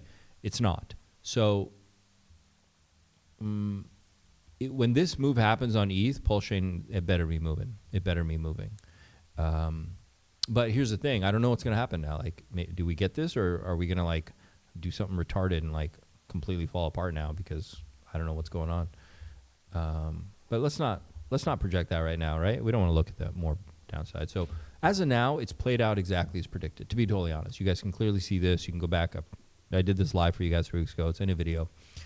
And so I'm so confident that the rest of my drawing will play out and we will go up, okay? Because it would make sense. I mean, we're really oversold. We're really oversold on the daily. Weekly's just turned over, but it could flip around, no problem. I can't imagine they brought ETH up to here to not get something out of it. And look, they've already liquidated the fucking bollocks off anyone and everyone who was messing around here, okay? It's so funny to me, too, that people don't see this. Like, I think a lot more people would be wealthy in crypto if they just watched this channel. Like, I literally was like, look, we're coming here. Look, if I draw a trend line, you can see my drawing and you can see where ETH came to. To me, I don't think this is rocket science. I don't feel like I'm seeing anything that's, to me, this stuff's obvious, to be honest. Like, it's obvious. So when I draw it, you see it, right? You see this clear uptrend, and I drew this thing, and then it would end here and start moving up. And ETH, look where ETH is hitting. I mean, the trend line, and I mean, yeah. I don't know why so many people would have all these like longs without stop losses right there. Fucking crazy. And also remember, you guys, I drew this, and I was telling you guys this circle area is the circle of fuckery. I'm going to slide it over because we're still in that range of this circle. You guys remember weeks ago when I was explaining why this circle is really important? So I'll put it back where it was. Obviously, it was here, but if I just slide it over, it's pretty much this range, right? Because this is where all the fuckery was going to happen, in this range, right? So we're still in it. Even though we moved to the side, we're still in that kind of area where it was like very, very crazy stuff's going to happen. It makes sense to me. Nothing looks broken at all. It's bouncing right off, cleanly off support, multiple trend lines, tons of support right there. They've liquidated everyone. Now we can go up. That's kind of how that works, guys. We can go up now, no problem. So hopefully that's it. The meeting is next week. That's a meeting of the generals, Luna, for the 3i Atlasing. Is that what that is? So maybe we start pumping and, you know, we still keep going until they start rolling out whatever this nuttiness they have, which could be enough time for us to get a, you know, nice, decent alt season going here. Let's go look at BTC. BTC's at 109. So BTC's at 109. I don't remember, what was I drawing? Let's just go back to, my classic channel. Okay, that's fine. Okay. Let's go to my channel here. I want to look at it's so I drew. Did I draw that? I did draw it. Look at this. That's so interesting. Where it stopped. Where I have this drawing. Because it wouldn't sweep the. I don't think BTC needs to come much any lower. I think BTC can be ready to go from here. This is a pretty good place. If we did drop, I mean, obviously there's a ton of support at 103, but that would get really messy too for ETH and a lot of other things, though. So I don't know. Wouldn't make a lot of sense to me. This could be a good place to fake out and pump from too. Let's go look at the ETH BTC ratio right now. So ETH BTC, yeah. So I still think we're going to get some kind of bounce off this support. So maybe BTC moves from where it is. So I think BTC might be done moving down. The bottom might be in for BTC. Once again, that's just my instinct. I'm not even going to. Obviously, there's a ton of other levels it could hit. Like I was saying, 103, 101, 106. I mean, I could go on and on. But to be totally honest, this would be a great place to bottom it and fake out and start pumping it. To be totally honest. Yeah, this would be an amazing place to fuck everybody up and pop to the upside from. And that would complete my ETH BTC theory on the ETH BTC ratio as well, right? So we'll get ETH will come down some and hit one of these levels. So maybe the 0.33, the 0.33 level, 0.033 is the level. And once we bounce off that, maybe it's done. I mean, this could be it too. The ETH BTC pullback, ETH BTC could be done, but maybe we get one last drop on that, and that will be go time. So when we touch down, and then ETH runs next, your alt better run with it. Like PulseChain better be moving.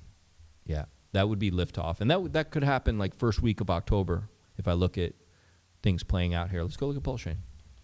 I'm not going to get too into the weeds on a lot of other charts. Everything's just is what it is. I'll just show you XRP really quick, though, because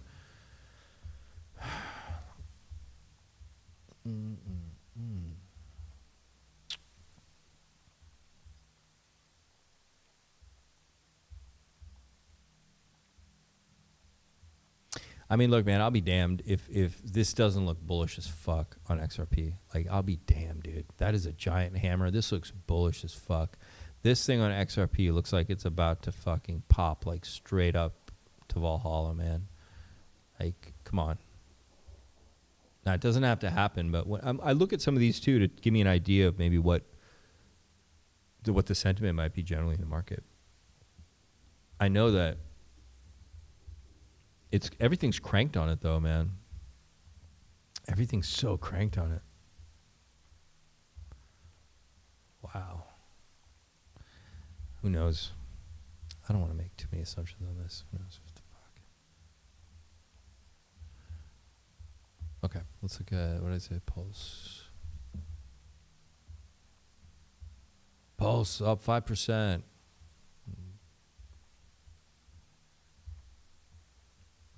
What's it doing? Okay, it's fallen out of this per box. It's fine. It was holding up good. We've fallen out of it. We're going to be rejected. We're going to come down and touch this white line, it looks like. So we're going to at least hit the 0.00003. Well, I mean, who knows? It could be done, too. It could be done. Like, maybe that was it, right? That could have been it. And now we popped to the upside. So, you know, so maybe we come up and, you know, do this and start moving out of that range, right? So that could be possible, too. That would put us... could see it happening first week of October. Yeah, this could be done.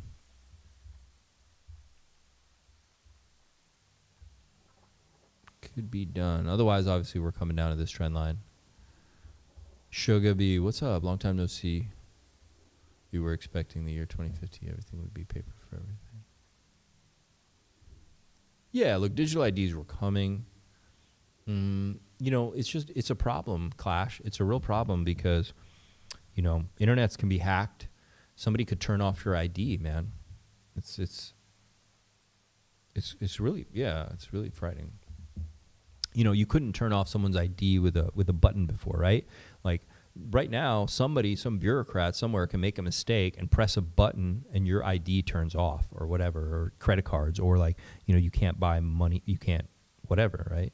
I don't know what the situation might be, but, you know, it could be really bad.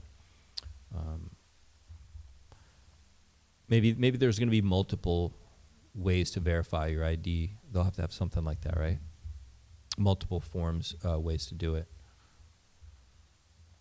But remember in Canada when the truckers protested and Canada just turned off their bank accounts? Well, now they're just about where they can turn you off. You won't be able to log on the internet. You wouldn't be able to do anything because you'll need that ID. Maybe you scan it, or maybe you have to. Maybe it's like a digital wallet on your phone, like when you do the two-center authentication. So you go to log on the internet and you just have to put in the 4-digit code.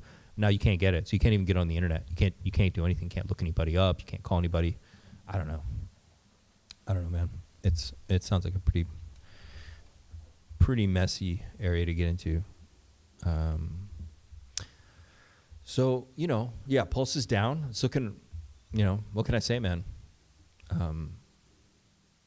I did have it going lower as my original thesis from when I drew this in January. I did have it going lower, 0.000013.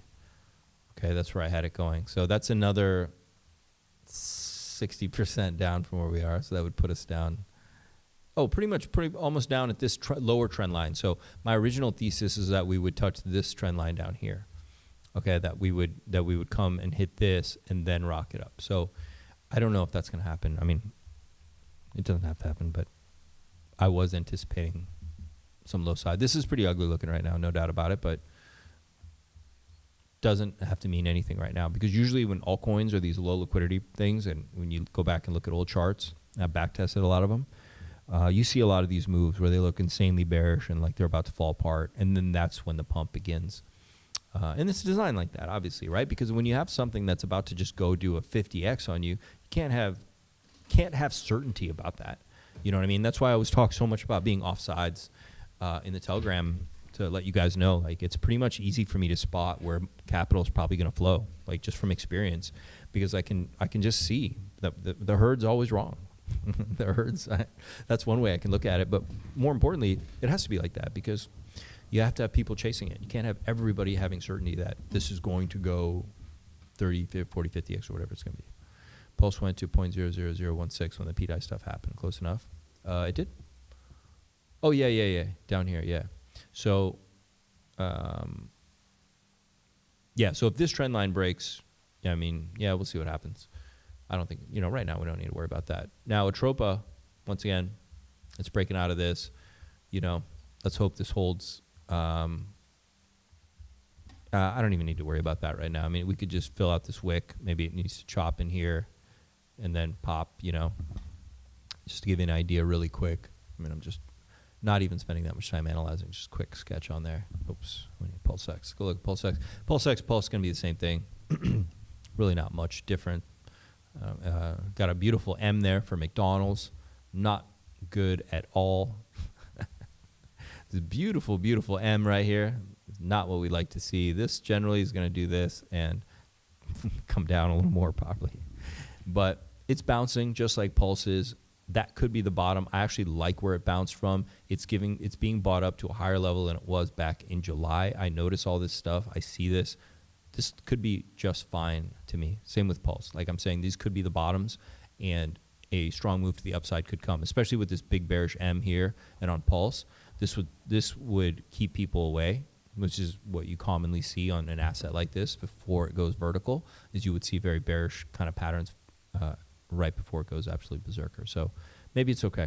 But once again, I think it's just based on the broader market, right? So if ETH rises and breaks all-time high and we're going into the 5,000, approaching 6,000 on ETH, then I'm fully confident that PulseX are going to have their day here soon. But BTC, ETH start falling apart. Yeah, I mean, you know, all bets are off on all altcoins. Let's go look at Inc. So got some strong whales defending. You know, I got a purple box here. I knew it, guys. Like, people were pissed that I had this purple box on here. I'm telling you, man. I know. This area had not been played with, so I knew it had to come. So it's bounced right off the top of my box. It doesn't want to go in there right now. And like literally almost to the wick of where I drew that.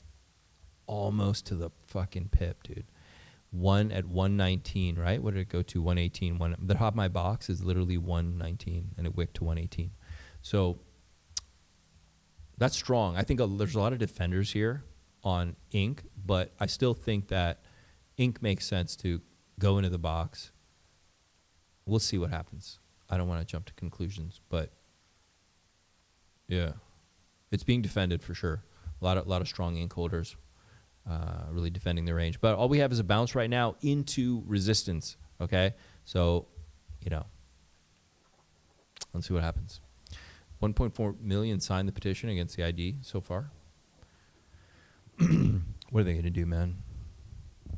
Like, all they have to do, like I said, is have the next thing. You don't have the next layer. So, you know, you'll see that once they do the next little thing,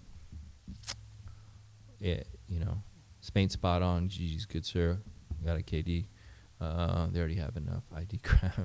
Sounds like a good movie. You guys are awesome. Everybody smash the like button. Subscribe to the channel. If you already hit the like button, grab a friend's account and smash the like button from there, or your girlfriend or whatever. Anybody out there having sex while watching the show? I heard that's like a thing now. For people to feel better, like when charts go to shit, a lot of people are like having sex while they look at the red candles. I don't know. It's some weird form of like masochistic trauma healing sexual therapy. It's something out there. But if you're doing it out there to this show, thank you. Thank you. We thank you from St. Wolf Vision for your sexual healing out there. Tell her we love her too. All right, let's go look at what else we got? Hex. Oh no! Look at the bull flag. Well, I guess it's still in play. What a mess! What a fucking disaster! Why am I even doing this anymore? Why am I? What? Okay, that's fine.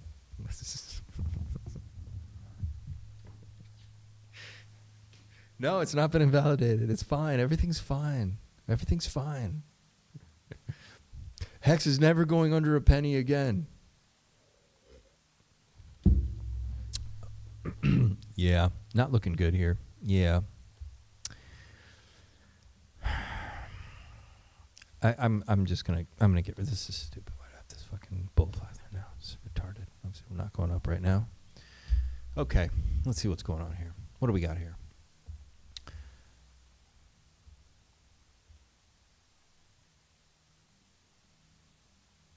Yeah, you know, it's bouncing where we have a lot of support, okay? There's a lot of support here. That's good. That's a good sign, okay? You know, I kind of see now like a nice falling wedge forming over here, which is good, which is, you know, maybe, you know, good for us right now. Actually, it's not really a falling wedge. It could be a falling wedge one day. One day it could be. Could be turning into something here. Yeah, that's what it is. So, you know, either way, it's okay. It's got to finish what it's doing and then move to the upside. We got a ton of lower price targets, but who gives a fuck? We don't want to hear about that right now. Hopefully the bleeding will stop soon. I think it could be. I think we're bottoming here pretty soon. And you know why I think we're bottoming? Let me give you the market psychology. The reason is, so maybe there is something and let me look at EHAC. No, let me explain this to you, and then we'll look at EHAC. So everybody smash the like button. Sorry if I interrupted anybody out there who was having sex. But yeah, come to the Telegram at St. Wolf Vision if you want these updates all the time, if you like money, because I'm going to do them there because that's the fairest way I can think of. Because when I put it on X, everybody gets to see them. So I'm putting them in the Telegram so you guys are always up to date. All right, so why I think the bottom could be in. So the bottom is approaching because, one, I anticipated weeks and weeks ago that we would be close to the bottom around the end of September. I thought we were going to pump the third week of September and then have this major crash. We kind of just went sideways and then pretty much had this major crash. But it came right into what I had drawn. So remember when I showed you guys this, the ETH thing, and you guys saw what I drew, right? So what happens after this, I drew that we're going to come into this range. We hit it perfectly. Once again, same chart I drew weeks ago, haven't touched it. These are the charts I use on the show so you guys see my work, and it's the same one I drew live. So we're going to move up here about October 1st. You see I'm pumping up, got a nice W, and then pop to the upside, hammer, and we go. So that's only a few days away, right? Yeah, like that'd be like beginning, middle of next week. And what's interesting about that timeline now, because I didn't know all this Ray Atlas at the time, is that they have something that they're playing with, right? They're setting us up. They got like drones in Scandinavia. They got 33-ton asteroid coming. They got the generals meeting at Guantanamo Bay or wherever the fuck they're meeting. And then what else is going on? Oh, the escalation with Russia and Poland. So they got all these things brewing, okay? And they've just conveniently announced all this stuff to put everybody into fear, which I really think now could be a great time to have that bottom. It psychologically would make sense. Make everything look like shit. We're holding up on ETH, which is a big clue to me, right on support. The convergence of all my trend lines I drew, a trend line off all the wicks. It looks like it'd be a perfect place to bottom and take us up to the top. And right in the midst of all this fear. And I wrote in my Telegram, I told you guys, they're going to move it up on lots of fear. Do you guys remember that tweet or that post I made in the Telegram group? And I told you guys, I said they're going to liquidate everybody because the move up has to happen on fear. So now you've got, like I said, all these things happening all over the world and the asteroid, blah, blah, blah. Going into next week, now everyone's like, fuck it, the world's over. The generals are meeting, blah, blah, blah. That's the perfect pivot point to start the climb up, okay? Climbing this incredible, not just a wall of worry, but absolute carnal fear, right? Like fucking asteroids are coming, World War III's on the brink, Israel's like I don't know what's going on now, Gaza and Israel, whatever, right? Like everything's just awful. Perfect time to move the market up, okay? Perfect time.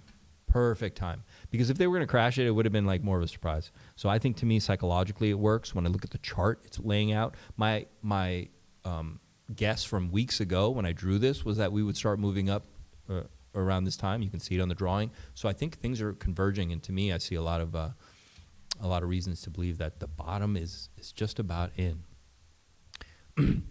Well, Archie, that's what I'm saying. They're going to move it up on this fear that the macro is a problem. A lot of people are going to be too scared. They've de-risked, or they're not going to invest capital right now until the move up happens. So maybe this bull run actually has quite a bit more legs in it than we realize, which would take us to December or January, or possibly February, or at least December or January for sure. So that could be really strong, as opposed to just completely falling apart in November or now or October, which maybe a lot of people think. Maybe we do get a full 3-4 months, right? It's possible. You got to entertain that. Could be possible. And then things could fall apart. Yeah, I mean, they've got things literally ready to fall apart. But I think the bottom could be in, man. I think it could be. I think this is it. It would be a perfect time to just absolutely move up now. Scare the fuck out. Right in all this fear.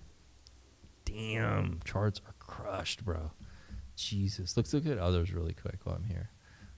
What's going on over here? This is others, excluding top 10.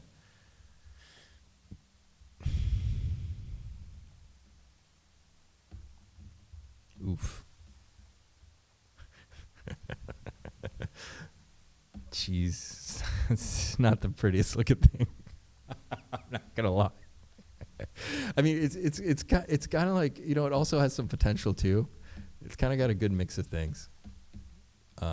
I think it's fine though. This would be the perfect time to just like rip to the upside and like look at this monthly, man.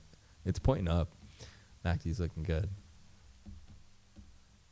Yeah, man. I think this would be the perfect time to go to the upside to rip.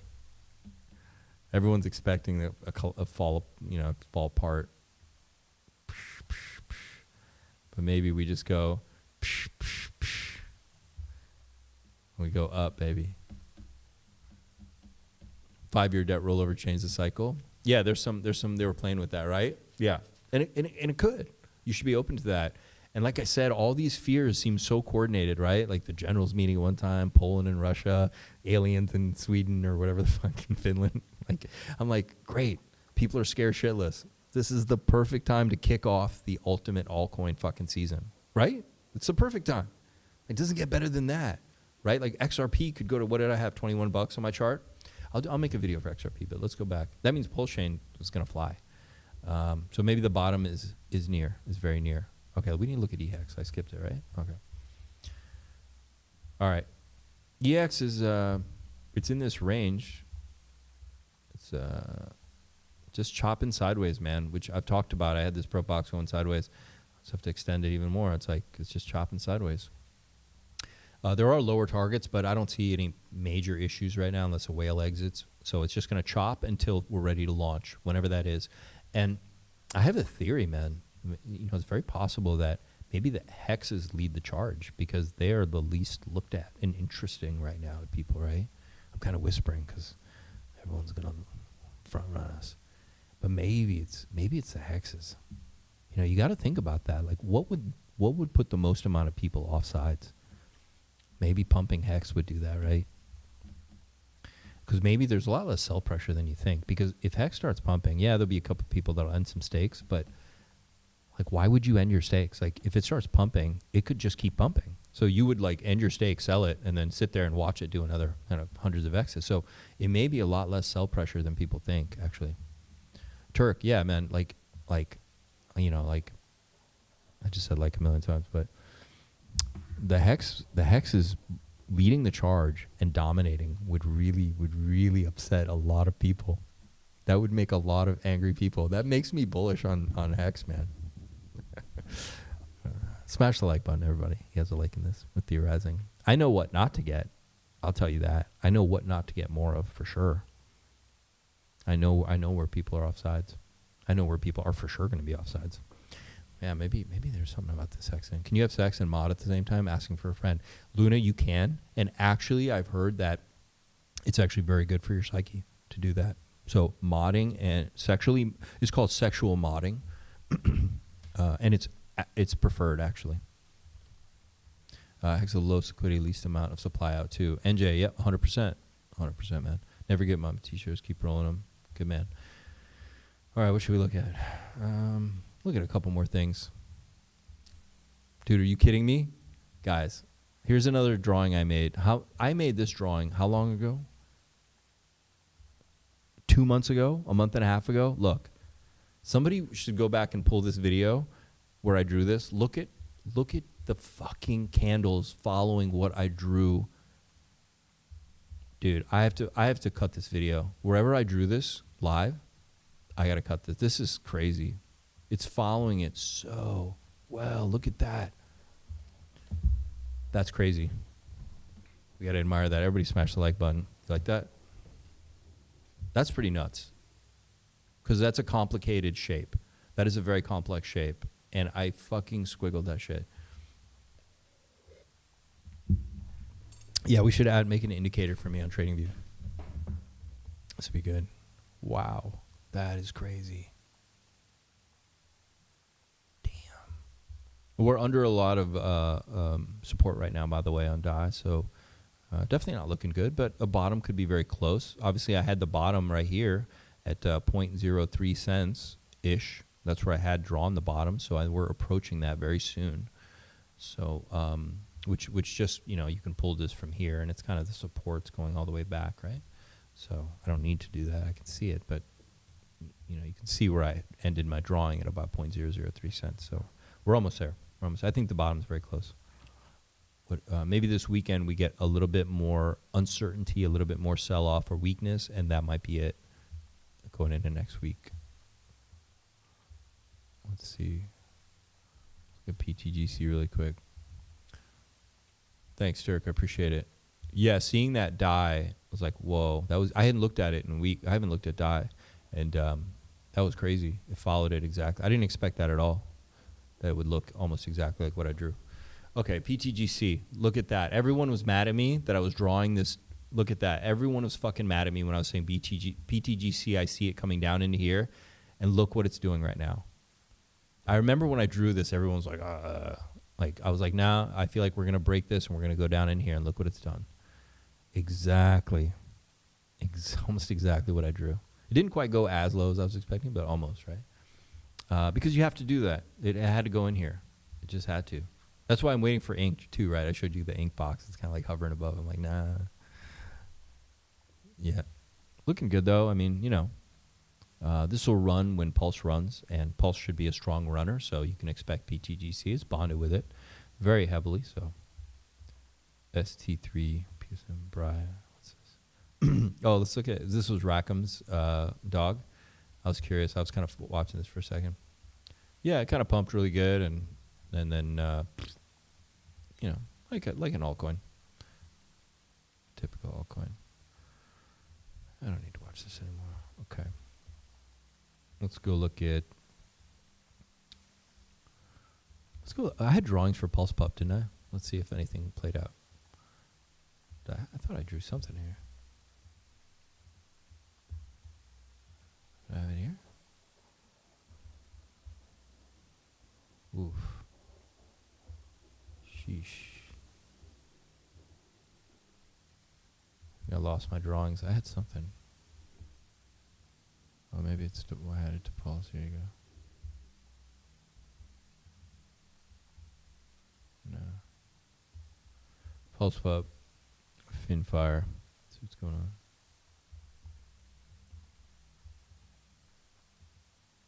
Pull the music up. I don't want to hear this. Let's go here.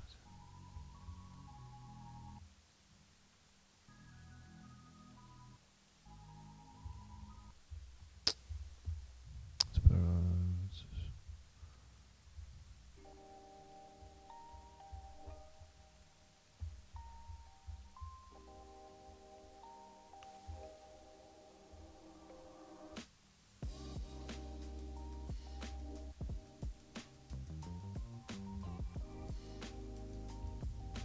Yeah, I'm not worried about some of these altcoins like Litertrope and all that. They're just kind of playing all along together. Yeah, there's, you know what I mean? They're just kind of doing their thing. So you get another chance to pick some of these up again, right?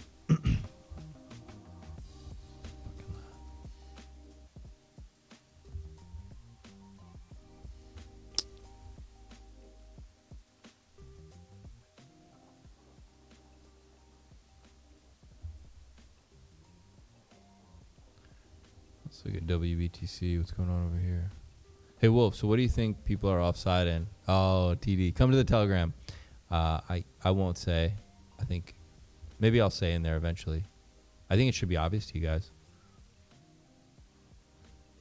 But we can at least deduce that some things that are very hated might be a good place to position yourselves, right? Like maybe Hex might be the most hated thing if it ran. So that gives you a clue as to maybe what could run, because, you know, that's kind of, you know, something you got to consider when you think of market dynamics and psychology, and you have, you know, the liquidity kind of situations you have, like you have on crypto.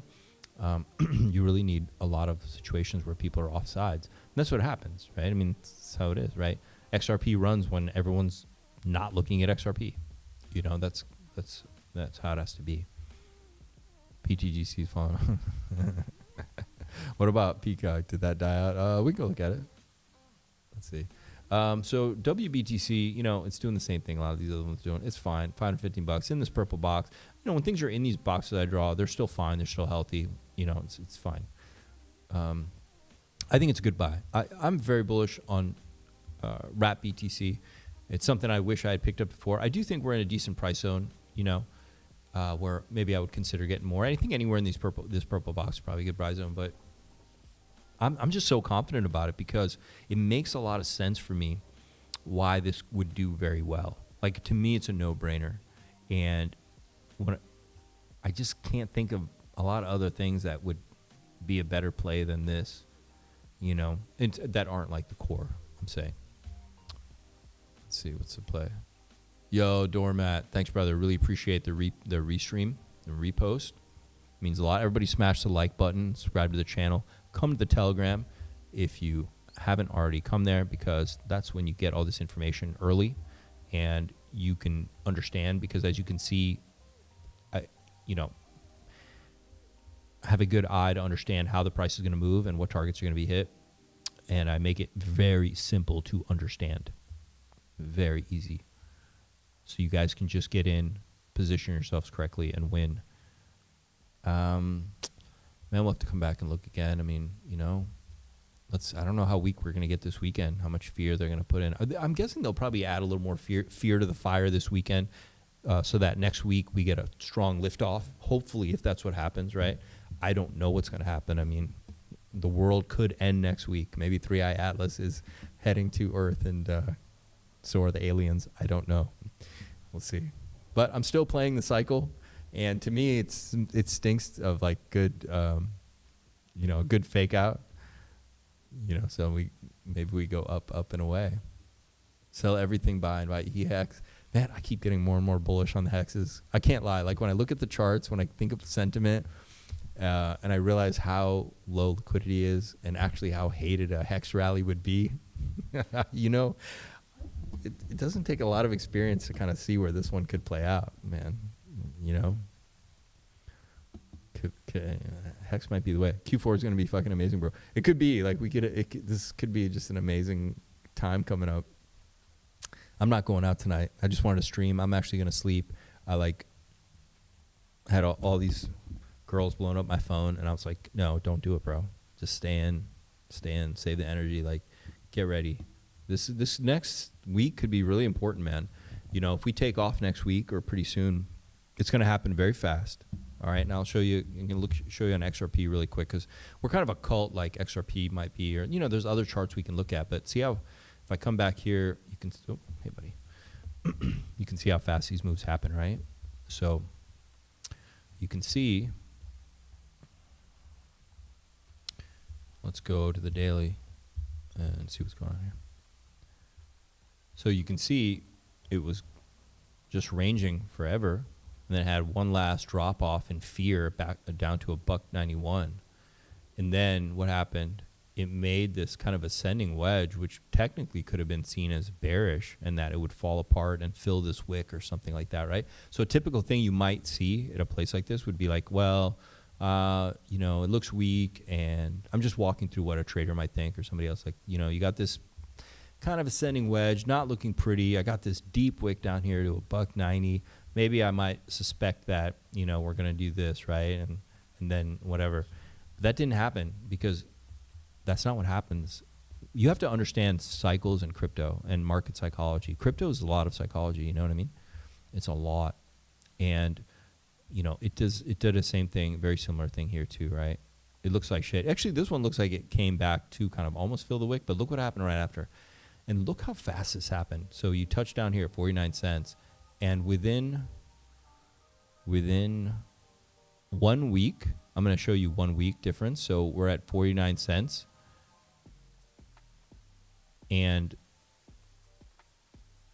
literally a fucking week later, bro, you're at 61 cents. Okay? From 49 cents. Okay, so that's almost 50% move. But it's not enough to kind of like, some people might still be waiting, but then look what happens within another week of that. Now you're at almost $1, and then just like they fly, right? So you got to really pay attention right now. You guys want to lock in. It's funny, I have this thing going vertical. Well, I guess it could go anywhere. Who knows? Maybe they do drag this out for a few months into Q1. Like, it's possible. Who knows? Who knows, right? They've rolled over the debt. Maybe they have some bullish surprises. Catalysts are going to drop on us, right? And when this thing goes vertical, man, you don't want to be sleeping in. You want to be ready for it. If no one sold, we'd be up 20x by now. If No. If some of you guys didn't, if they didn't like lose ETH and all these, a lot of tokens and a lot of these dumb projects that rug pulled everybody or just fucking did dumb shit, so many people just threw their money away. Yeah, it was kind of sad to see. Larry dance off. Banana zone. Q4 is a banana zone. Yeah, Turk. Let's hope so. I'm good on charts now. You know, unless there's something specific you guys want to see, we can go back and watch Quantico. I'm going to look up this Quantico thing really quick, see if there's any more news on it. See what's going on.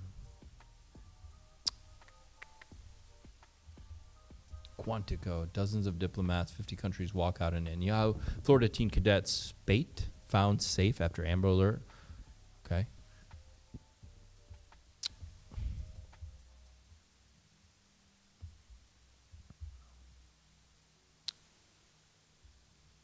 Oh, shit, sorry.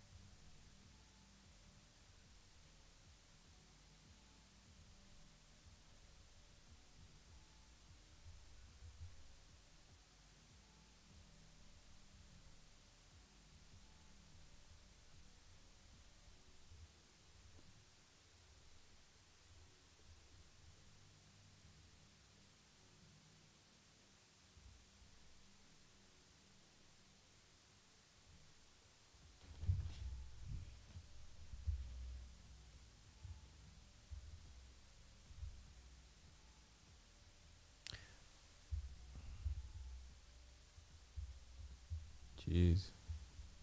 Trending. Let's look at trending really quick. How high do you think gold and silver could go this year? Oh, good question. So my gold target's 4,100. It's been on my chart forever. You guys have seen it, 4,100. Silver, though, is an interesting thing. I don't understand silver as much as I do gold, but we can look at it really quick. So my target, I think it's on my chart. I've had it, my target on here for gold forever. Let's see. Yep, there it is, that purple line. Oh, sorry, let me turn that thing on. So we're at my first target, which was, dude, my target got hit perfect, 37.59. My next target is 4,100 right here, this purple line, and I think we're going to hit it for sure. I don't think we go higher than that. I think the top is going to be 4,100. I think that they're pitching you higher targets. I don't remember. I did this calculation a long time ago. I maybe should have paid more attention because I had my calls worked out so perfect, but I think I was paying attention over here in crypto land so much. But dude, my call is perfect. Look, we're at 37.59. Look at my first purple line. Look at my first. Let me make it brighter. Can you guys see these lines?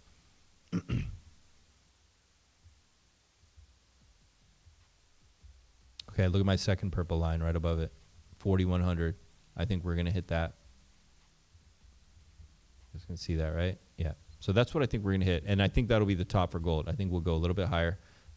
Yeah, this could be the top at 4,100. Let's get silver really quick.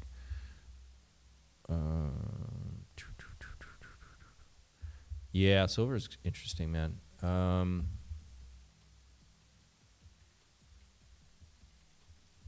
Oh man, it could be topping out pretty soon here.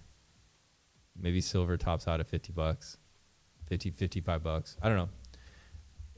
This is right now, as far as I'm concerned, it's a double top, and nah, I think silver's got to pull back eventually. I think we're gonna triple top here, 50 or 55. We'll see what happens. Keep an eye on this. I definitely wouldn't jump into silver right now. That's for sure. I've been destroyed doing silver before. I have a weird relationship with it. That's 50. Yeah, cool.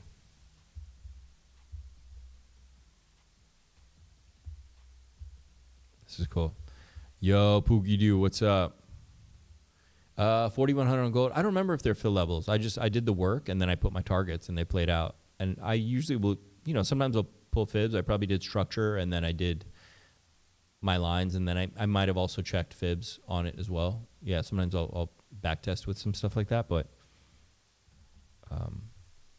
they're right. Whatever I did so far has looked like it's played out perfect. I mean, we hit the first target. I think 4,100 will be hit.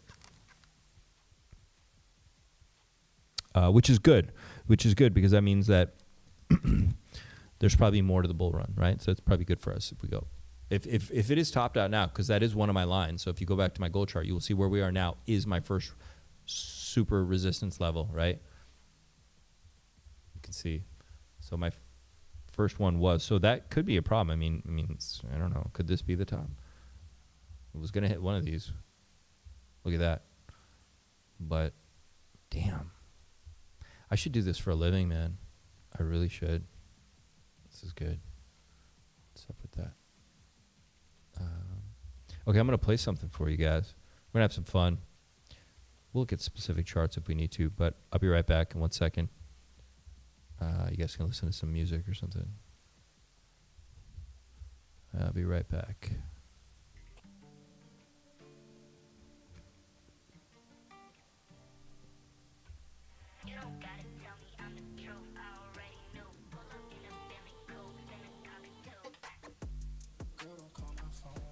Be right back. Scared to say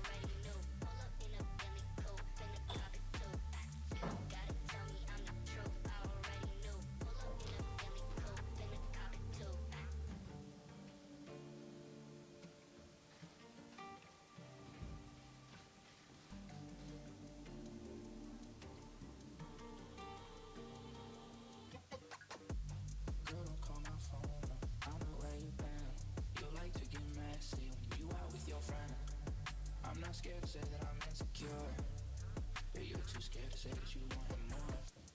Girl, don't call my phone, I know where you've been. You like to get messy when you out with your friend.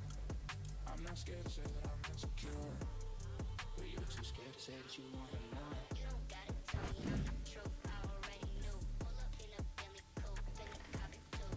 You don't gotta tell me I'm the truth, I already knew. Pull up in a Billy coupe, finna cop it too. You don't gotta tell me I'm the truth, I already knew. Pull up in a Billy coupe, finna cop it too. You don't gotta tell me I'm the truth, I already knew. Pull up in a Billy coupe, finna cop it too. Man, I'm like craziest munchies right now. I've been weird. I've been having to wake up at 4 a.m. and eat. It's been really weird. Like I'll eat a full meal in the middle of the night. I'm not eating enough or something. Because I've been training a lot. I don't know. All right, let's watch some of this. I don't know. Let's watch a little bit of this. You guys want to watch Saturn Matrix? I don't want to look at more charts. It's fucking been depressing.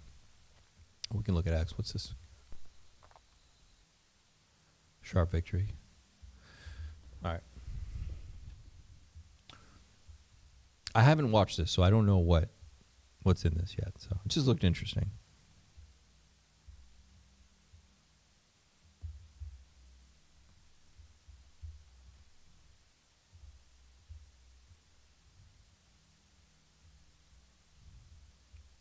This kind of relates to Hex, right? Because of the Hex.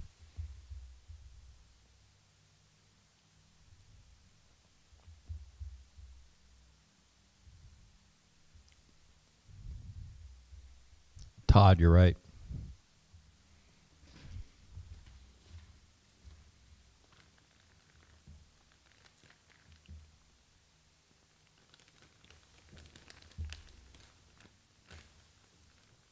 fucking block of fucking cheese.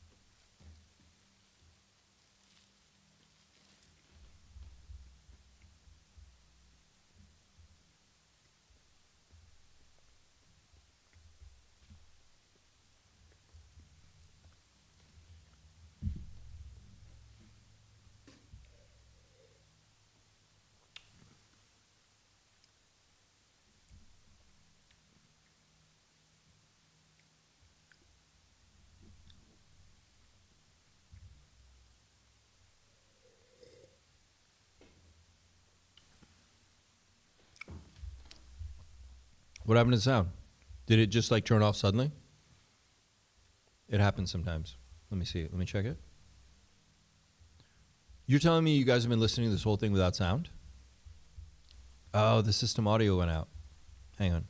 Of control all around us are ruled.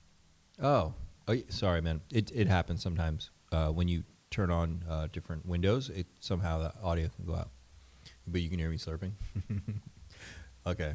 You guys should have told me. It's wait forever. There's no sound. Yeah, there's fucking supposed to be sound.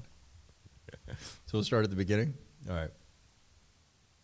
You guys like this? Should I continue? Smash the like button if you like this. I'll continue. Otherwise, what I can do is I can set up a separate stream, and we can just do this. Maybe I'll do a separate. But since we started this, we'll watch this episode. But I'll do a certain thing. So here's a breakdown really quick. So the idea is, for those of you guys that are new to this, is that Saturn has this big storm on the side that forms this hex, right? Not, you guys know the hex pattern on Saturn, right? So you guys know that. Okay, I'll play it. So this is the hex on Saturn, okay? You guys know that, right?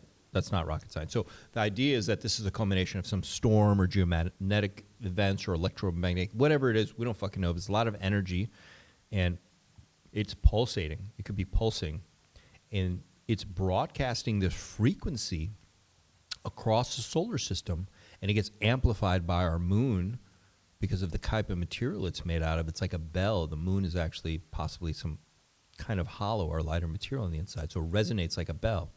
And you know me, I'm obsessed with resonance and frequencies and vibration. So this thing is beaming this energy. It's matching some resonant frequency on the moon, which is then amplifying that onto planet Earth, holding us under a type of frequency spell, okay? And that is what's called the Saturn Moon Matrix.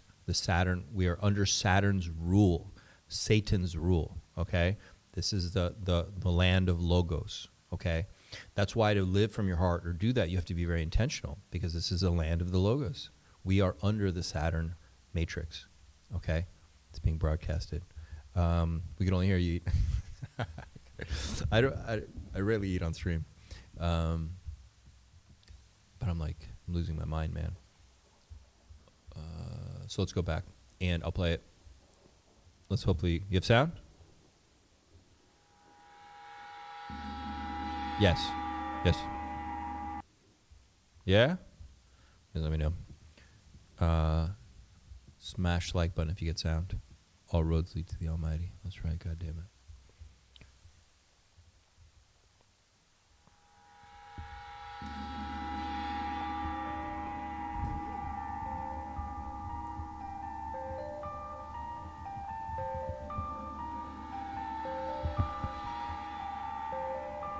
Hey, thanks for joining me. Hope you're doing well. Hello.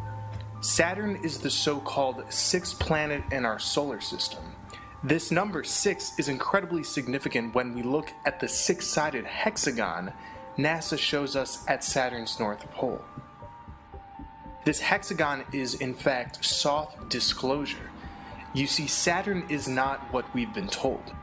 Saturn, like all of the other revolving luminaries, is a point of frequency expression, a sonoluminescent light above our flat plane that represents a larger concept than just a light.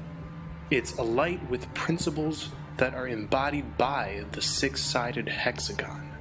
The number 6 is not only the hexagon, but also the cube, having 6 sides. Together, these make up the hexagram, the prefix hex having to do with spellcasting, and the number 6 being the number of the material. Thus begins our description of how Saturn is being currently used, but more importantly, how it functions as a sort of computer for this material world. The figure of Father Time is a derivative of Saturn, or Cronus, the Roman god of time. The Gnostic figurehead of the Demiurge, the being who took the essence of Sophia the Black Sun and bound it by space and time, is Saturn.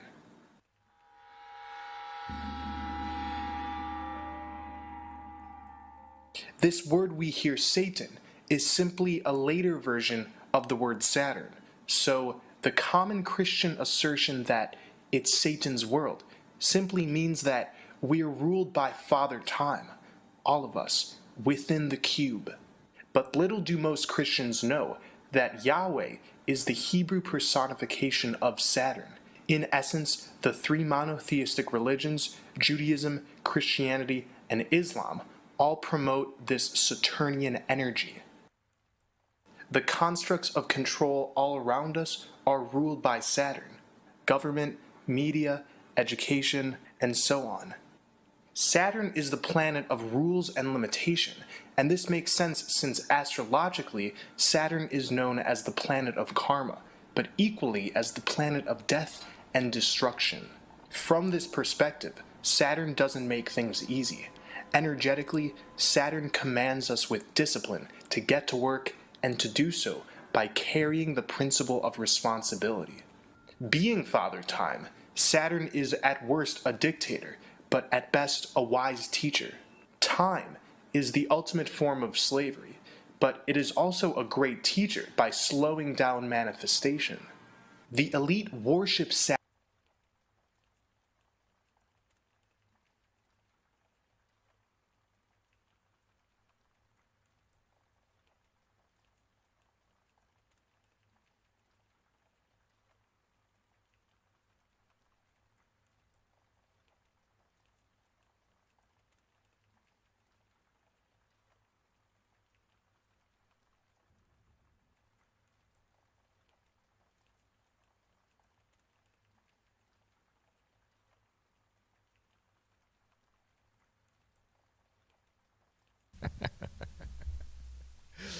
All right, fuck it. Why did I pause? Doesn't matter. All right. Saturn as their Time Lord, because Saturn restrains, and what the controllers of this world are looking for is free energy, our free electromagnetic energy, which is able to be easily siphoned when we have restrained conditions. Let's get back to the North Pole's cube. This grid pattern of the cube is nothing to ignore. It represents the binary, robot-like consciousness of Saturn. Everything is about rigidity and discipline. Old Father Time, after all, demands he be paid. This cube is deeper than just a shape. We are currently in a fractal reality construct that is essentially recreating itself in itself infinitely. This Earth construct holds Saturn as the orchestrator of this matrix, the computer, if you will. Let's briefly go back to what I've explained on the Black Sun. The Black Sun is the womb of creation on this flat plane. Sophia from the Gnostic tale. If Saturn is like the computer, then the Black Sun is like the cloud that's funneling the data throughout, just like how Sophia is entangled within the Demiurge. Although we're expressions of Sophia, we're inside the cube, inside of Saturn's Yahweh fractal supercomputer. The cube, and especially the black cube, are seen scattered throughout the world, paying homage to this fact.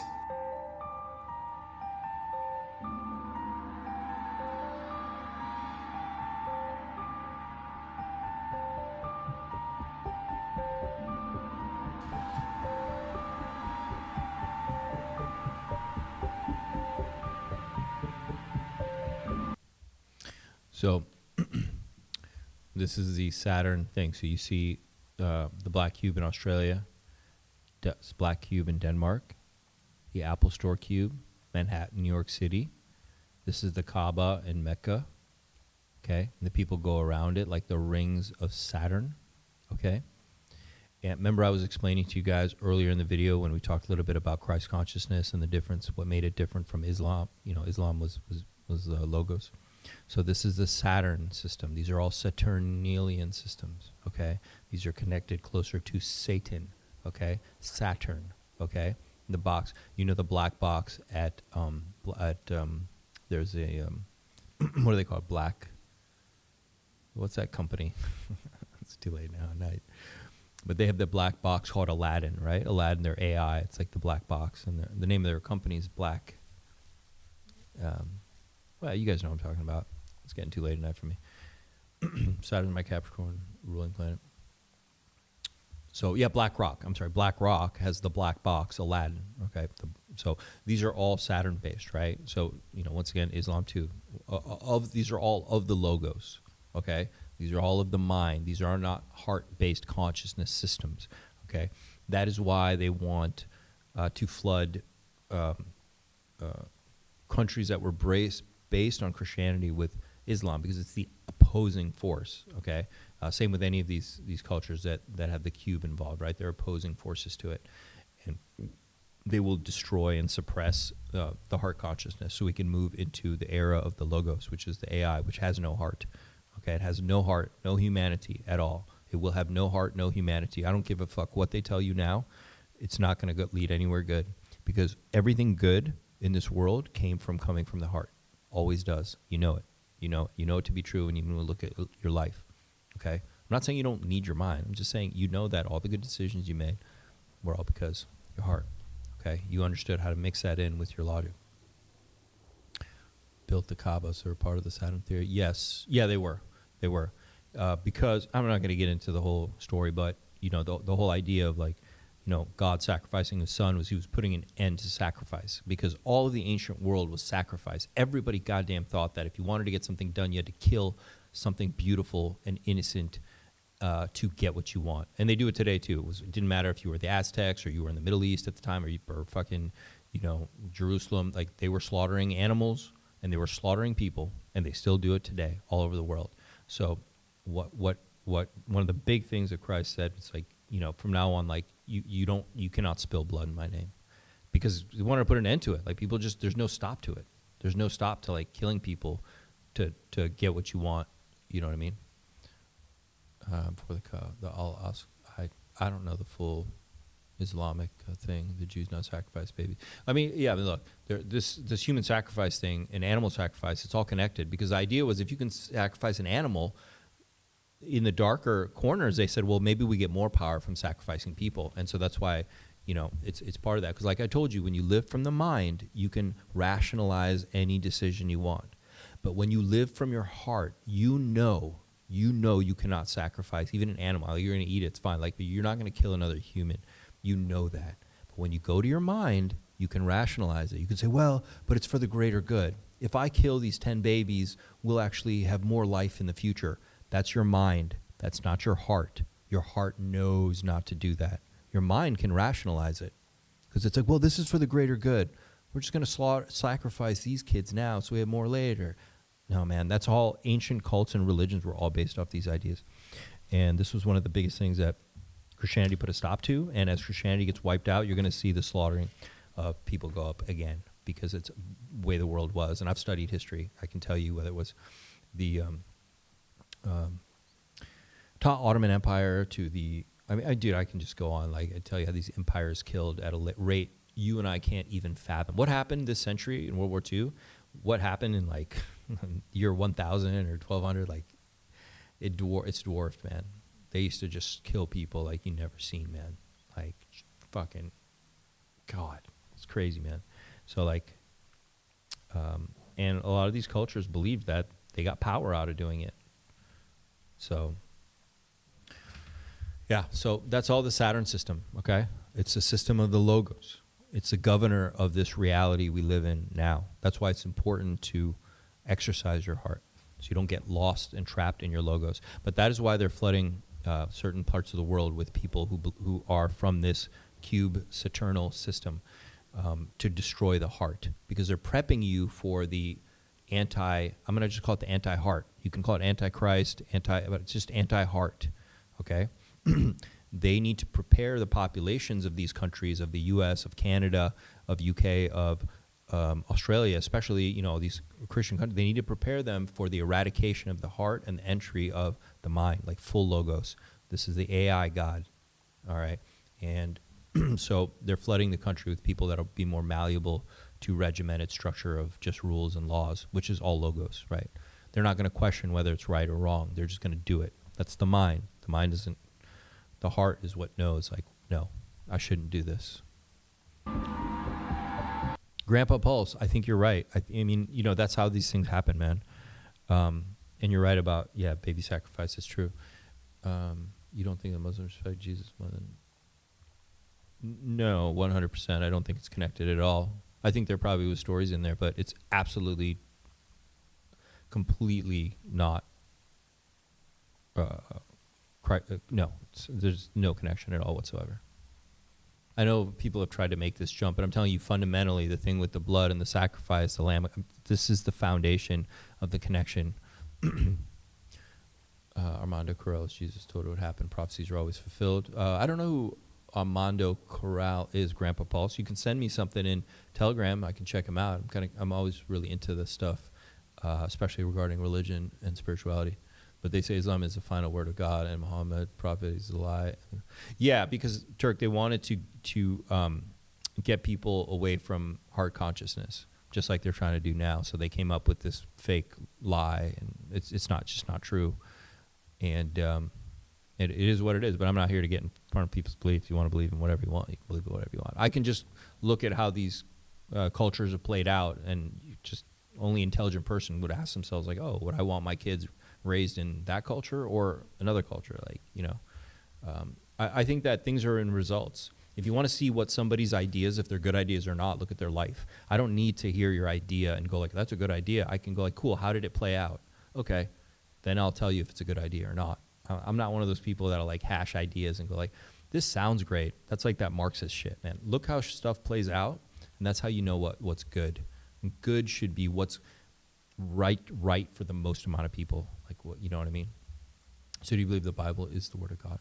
I think that the Bible is the one of the best frequencies you can add to your own matrix to stay at a high frequency, a high vibration, a high vibe. I have a very high vibe, and sometimes a lot of people are shocked that, you know, whatever, that I believe in some of the stuff I do, but I know that it helps my vibe stay high. I know that helps keep me in touch with my heart, and that's what it's about.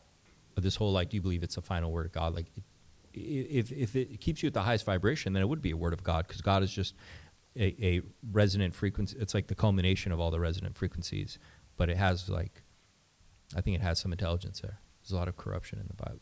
Yeah, you can't trust it's been chopped up by the same forces that are chopping up your societies now, so you don't know. Okay, let's listen to this.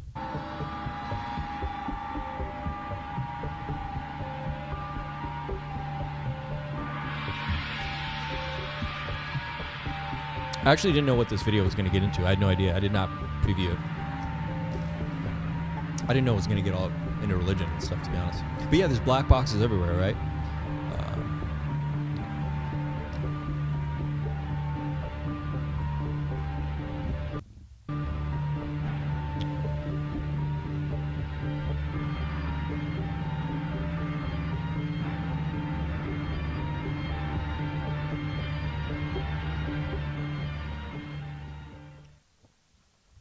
These waves that create time. The Bible informs us that we are born into sin, But this truly means we are born into sign, into time, the sine wave of Saturn. In this context, sin has nothing to do with being evil. It has to do with being born within the type of limitation that allows one to ignore their divinity in favor of a more Saturnian or satanic energy.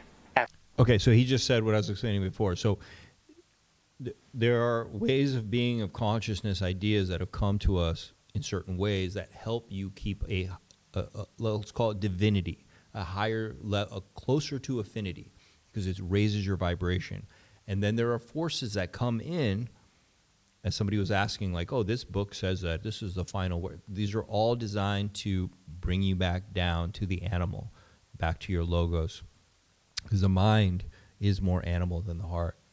People don't realize. A lot of people put the mind on the pedestal. I think it's the opposite. I think we should put the heart on the pedestal. That's why I love the Virgin Mary? She's holding the burning heart. Like, the heart is what should be on the pedestal. It's true. Even the ancient Egyptians would throw away the brain. Logic is important, but I'm telling you, the heart is more important. And they would preserve the heart. It was the most important. And they would throw away the brain because they knew it was just a tool. It was a tool, but it wasn't the vital party. It wasn't what was going to get you close to divinity. Only when you go through your heart can you get to divinity. All right? And that's what a lot of the systems that are in place now on the world and a lot of religions are actually designed to get you away from the heart.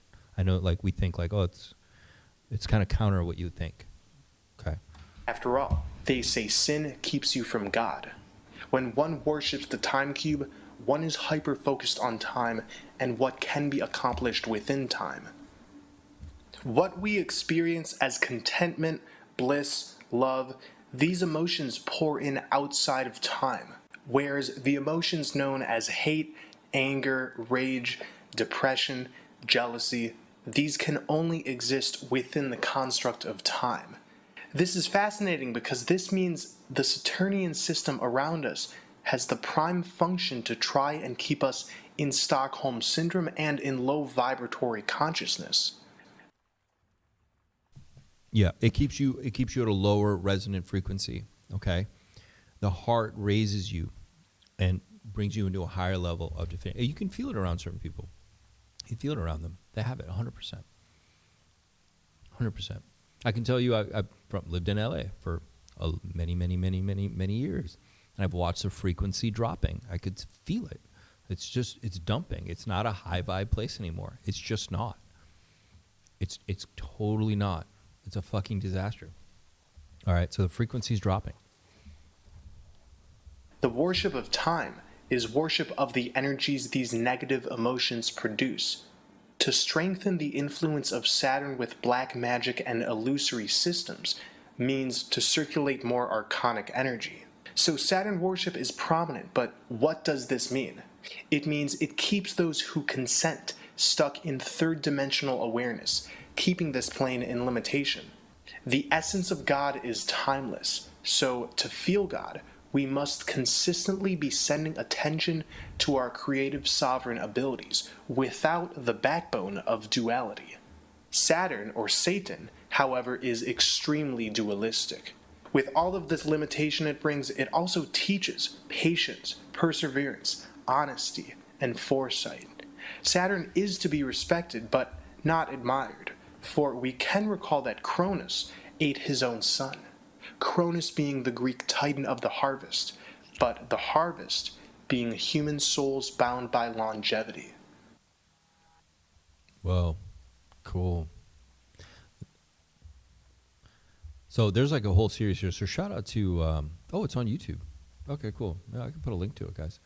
I didn't know there was a YouTube channel. So shout out to Libro Cubicle Artist.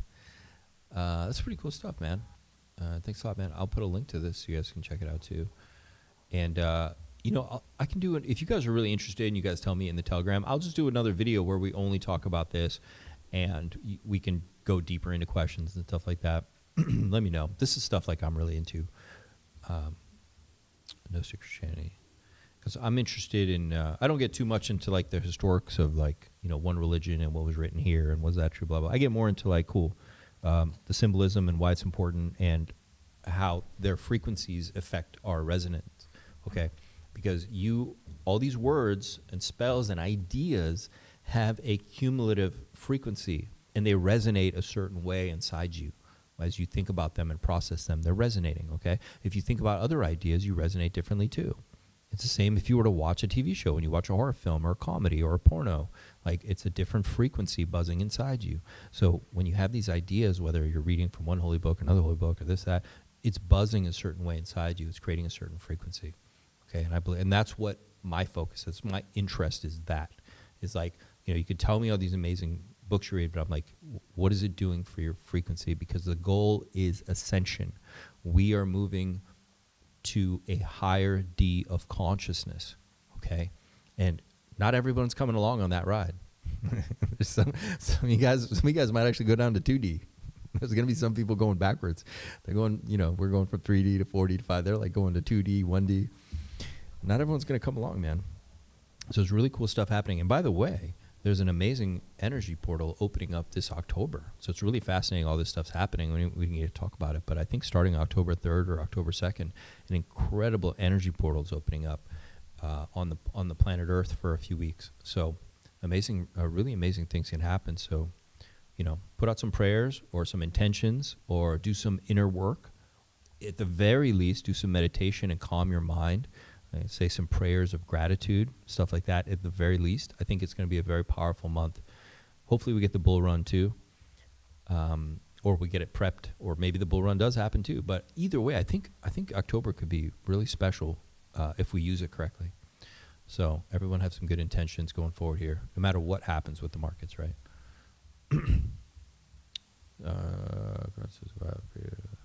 You guys are getting into like historical stuff. Yeah, I'm just interested in like what that writing does to my frequency and vibration, or the frequency and vibration of an area or culture or society. But you guys are amazing, chat. Come to the Telegram, subscribe to the channel, like this video, and if you do want to see more of this, just tell us in the Telegram. I'll put some special videos together. And have a good weekend. It's going to be crazy, man. Yes, try to stay grounded. We'll talk to you guys later. Night, everyone.